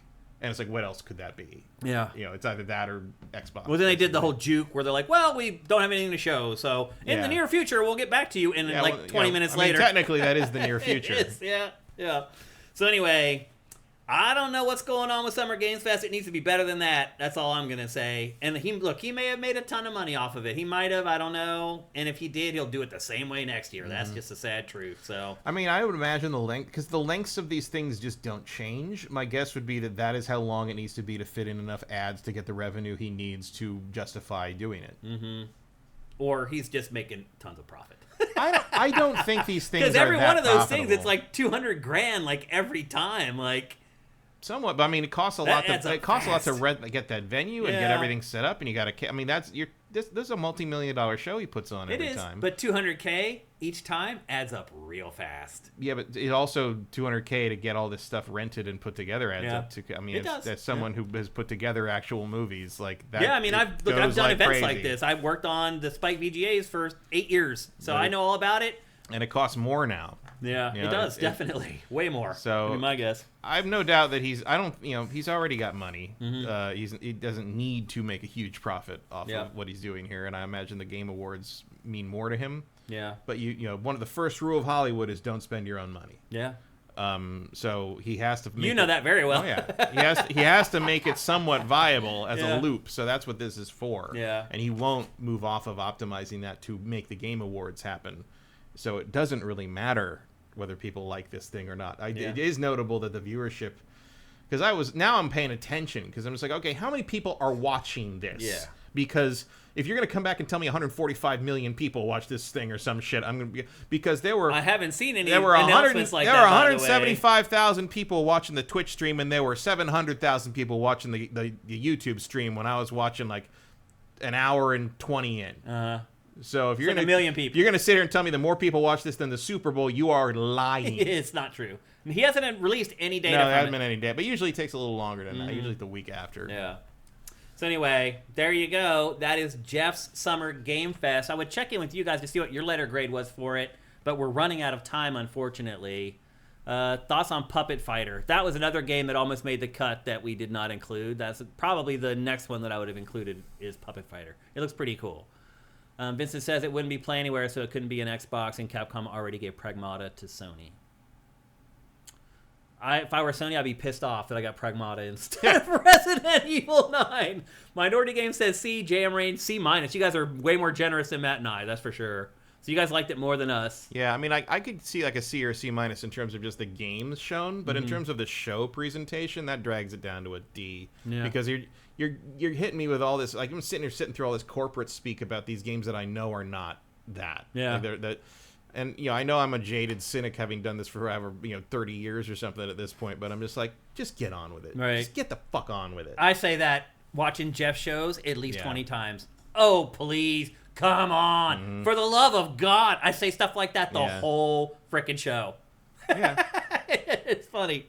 More grades coming in. Retro Modern Gamer a D-. Munfish Games and RE9 saved it from an F. Sunuku B+. Okay. Swan Senpai, my partner pointed out a fair few trailers had a lot of boobs and are shots. Okay. Yeah. I mean, that, what was It it? did. Atomic Heart. Like, Yeah. I mean, that was... That was all TNA, pretty much. Well, I'm also like half of Cyborg TNA. Atomic Heart was like jiggling robot boobs, so they have really doubled down on that, double D'd down on that in the new trailer. So, Eve Demon an F. Eric Cartmenez, I think he's joking, giving it an A. JM Rain says I was gaming the whole time, so I only watched the premieres. Okay. I mean, that's the way to do it. Yeah. Emperor Dread C-. No musicals or minimal celebrity faff. Okay. Sloan Senpai T for time wasted. Yeah, I mean, Imagine Dragons didn't show up, although it did play during the Splitgate trailer. Like, come on, people, stop using Imagine Dragons for trailers. Seriously. We got to put they're that on making the a game moratorium. now. Yeah. But no one ever gets to use demons again for a trailer. Yeah. Like, you're just done. No more. Ashes in the Hourglass D. Mina, which was another game that was right on the fringe that we didn't include to discuss, and RE9 were the highlight. Lynn Jess 99 says, I just watched the highlights on GameFace. I mean, let's be honest. Yeah. We are probably the best way to watch this stuff. Because we cut out the stuff that's really bad, and we provide more context around the stuff that's good. It might be worth it to not even watch this crap and just wait for GameFace. I hate to say it, but it's probably a better use of your time. God, Kojima barely looked like he wanted to be involved. I know. And that's pretty rare being around Yeah. Keighley and everything. I think he's tired, man. Probably is. He's getting old. He's jetting all over the place trying to promote Death Stranding 2. Like, he talked about how he almost died in 2020. He got really sick or something and thought he was going to die. Like, and now he's got 2 other games in development that people are like, where are they? Where are they? He's like, dude, I ain't got this one out yet. I did like his thing where he said, somebody asked him about, like, who's going to be the new Kojima when you're gone. And he said, no one, because no one's me. Right. He's basically like, I'm not John Carpenter. I'm not the comic artist. Like, I took all those influences on board and became me. I don't want any of my proteges to become the next me. I want them to become them. I want them to be themselves. And I thought that was actually a really good message. I agree. Yep. All right. Well, we were supposed to review Mario Kart World in today's episode, but unfortunately, we are out of time. So we're going to have to push our review of Mario Kart World to next week. Matt, will maybe you play it by then? No, I've played. I played like 4 hours of it. Okay. All right. So we unfortunately have to push it to next week. It'll be worth the wait. It's Mario Kart. I don't know if you know that. There are some pretty significant differences, though. Yeah, I mean, the one interesting thing about it is that I didn't play the last one, so I don't know what's new and what is from 8 that is carried over, because there is a bunch of stuff. Because one of the frustrating things about Mario Kart for me is that it's a game that punishes you for being good at it. It does. Like the better you do, the more boring it is to race at the front of the pack, and the more likely you're just going to get blue shelled to death. But the fact that there's counters to the blue shells now, and I don't know how many of those are from 8, but I'm like, oh, could this counter the blue shell? And it did. And I'm like, oh, I love that. I've got like 3 answers to the blue shell now. That's a big difference for you if you haven't played. Yeah, I get it. All right, well, we're running out of time, so there's just one thing left to do, and of course that is...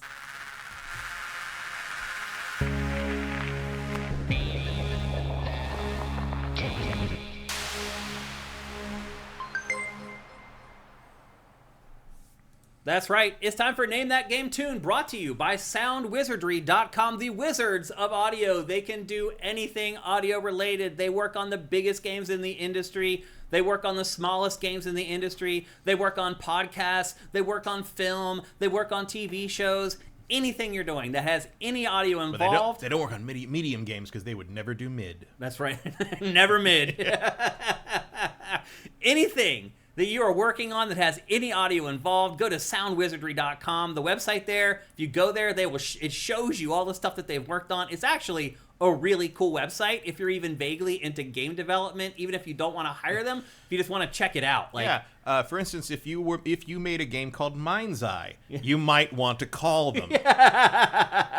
We'll be talking about that game in next week's show as well. A couple things before we get going. This is the old school Name That Game Tune. Last week we did Name That Game Review, which was a fun little twist on it for our 10th anniversary. This one we're going back to the way we always do it, which is I play you guys 5 different samples from a video game. You try to guess the name of the game before Matt here. Matt is on quite a run. You guys better be on it or he's going to whoop that ass. So anyway... Couple things before we get going. If you've won this calendar year, do not play. If you do not play PC games, you don't know someone who plays PC games, do not play, because if you win, you will get a PC game. And then finally, the chat is put into slow mode, which means you can only enter 1 input into chat every 60 seconds. So don't spam the chat with a bunch of game titles. You will lose. I promise you that. All right, let me get your headphones turned up, Matt. Let me bring up the interface, and we are ready to rock. All right, people. I just want to say right out of the gate that I set this week's up so that Matt will not get it. I'm just telling you, I chose something that I think Matt will never get, and I think you guys will definitely get. So get your fingers on the keyboard. Are you ready, Matt? So start thinking of multiplayer games. Pretty much. All right, are you ready, Matt? Are you guys ready? Here's the first sample. In 3, 2, 1.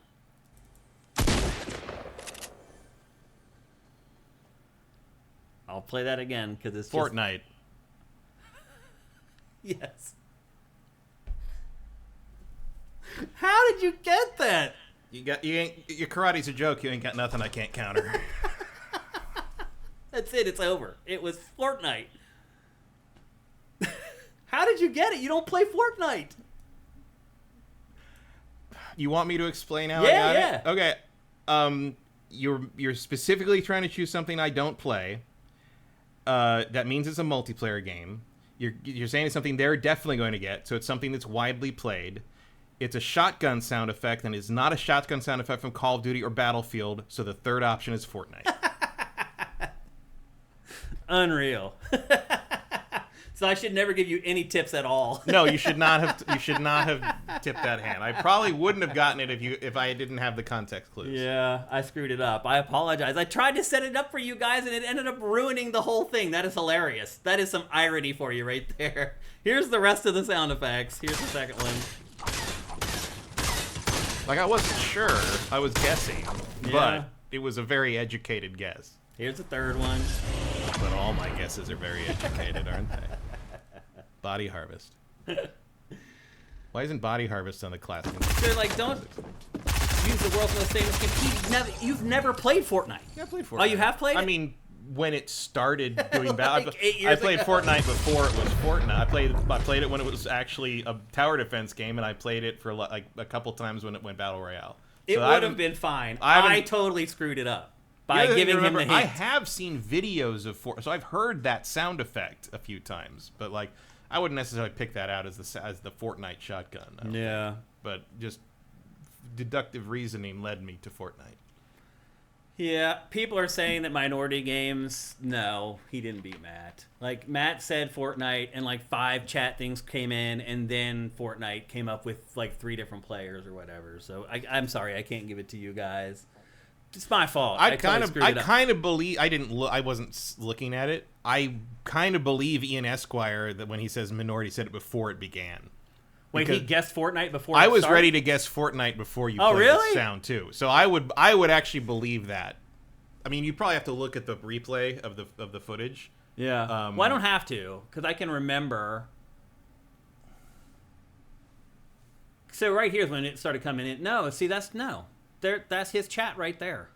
No. Matt had already said it, and then all these came in, and then that came in. So no. Sorry. The NBA Jam one can't be a serious guess. People just guess. I mean, for jokes or whatever. I mean, I would believe someone would guess Fortnite off the back of the context clue you gave. Yeah. Because I was kind of ready to say, and I was like, it might be Fortnite.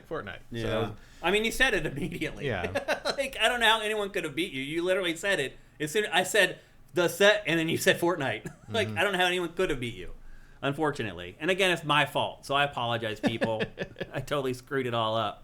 I tried to make you guys win, and I would still check the tape when you put this through post. Yeah. I don't know, because I wasn't looking at the screen. I don't know. I was. I mean, that's what I do. I look at the screen the whole time, so I can tell you, like, you definitely beat him, but maybe we'll give him a mercy game anyway. He might have typed it before I said it, but maybe the speed of light is only so fast. it is. Yeah. Well, anyway, that's why streaming sucks for gaming. It is, yeah. Because shit like that happens. And it's going to get we messier. need rollback for name that game tune. And it'll get messier when we start working with YouTube and people get salty there if we're not including them in the game. I think you need to pick one.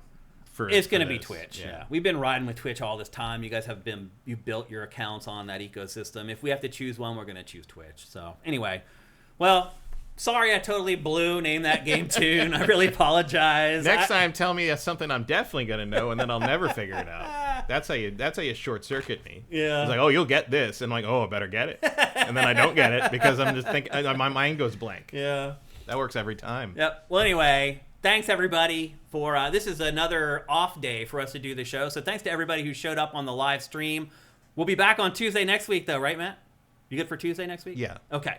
So we will be back at our normal Tuesday at 1 p.m. Pacific, 4 p.m. Eastern next week. And that probably will roll on for the summer until Labor Day weekend, which is when I take one of my small vacations for the entire year. But we are in the heart of summer, and that is just pretty much wall-to-wall shows until we get to Labor Day. So we'll be back on our normal schedule Tuesday, 1 p.m. Pacific, 4 p.m. Eastern at twitch.tv/SiftedGames. If you like GameFace, please consider heading to patreon.com/Sifted. That's SIFTD. For now, for $4 a month, you get all our content early. July 1st, it'll be $5 a month. Just another reminder of that. If you can afford to pledge there, for $4 a month, you get all our content early. This show 4 days early. Pactor Factor a week early. All our other content 3 days early. If you don't have any money or just don't want to join Patreon or whatever because you have a hang-up about it, you can also subscribe on YouTube. Not quite as good a deal, but you can. And then also, if you want to give us money but you don't have any and you are an Amazon Prime subscriber, just help us out with Amazon Prime. If you're watching on YouTube, go down below in the description right now. Figure out how to do it. Hook us up. That'd be great. If you don't have any money or Amazon Prime, just like the show, Write a review for the show on a podcast service. Leave a comment. All that stuff matters. It makes a difference for us. It's why our numbers are going up. We appreciate it very much. So thanks to everybody for making it here on a Wednesday instead of a Tuesday. We appreciate it very much. We will be back next week on Tuesday as usual. GameFace is up and out.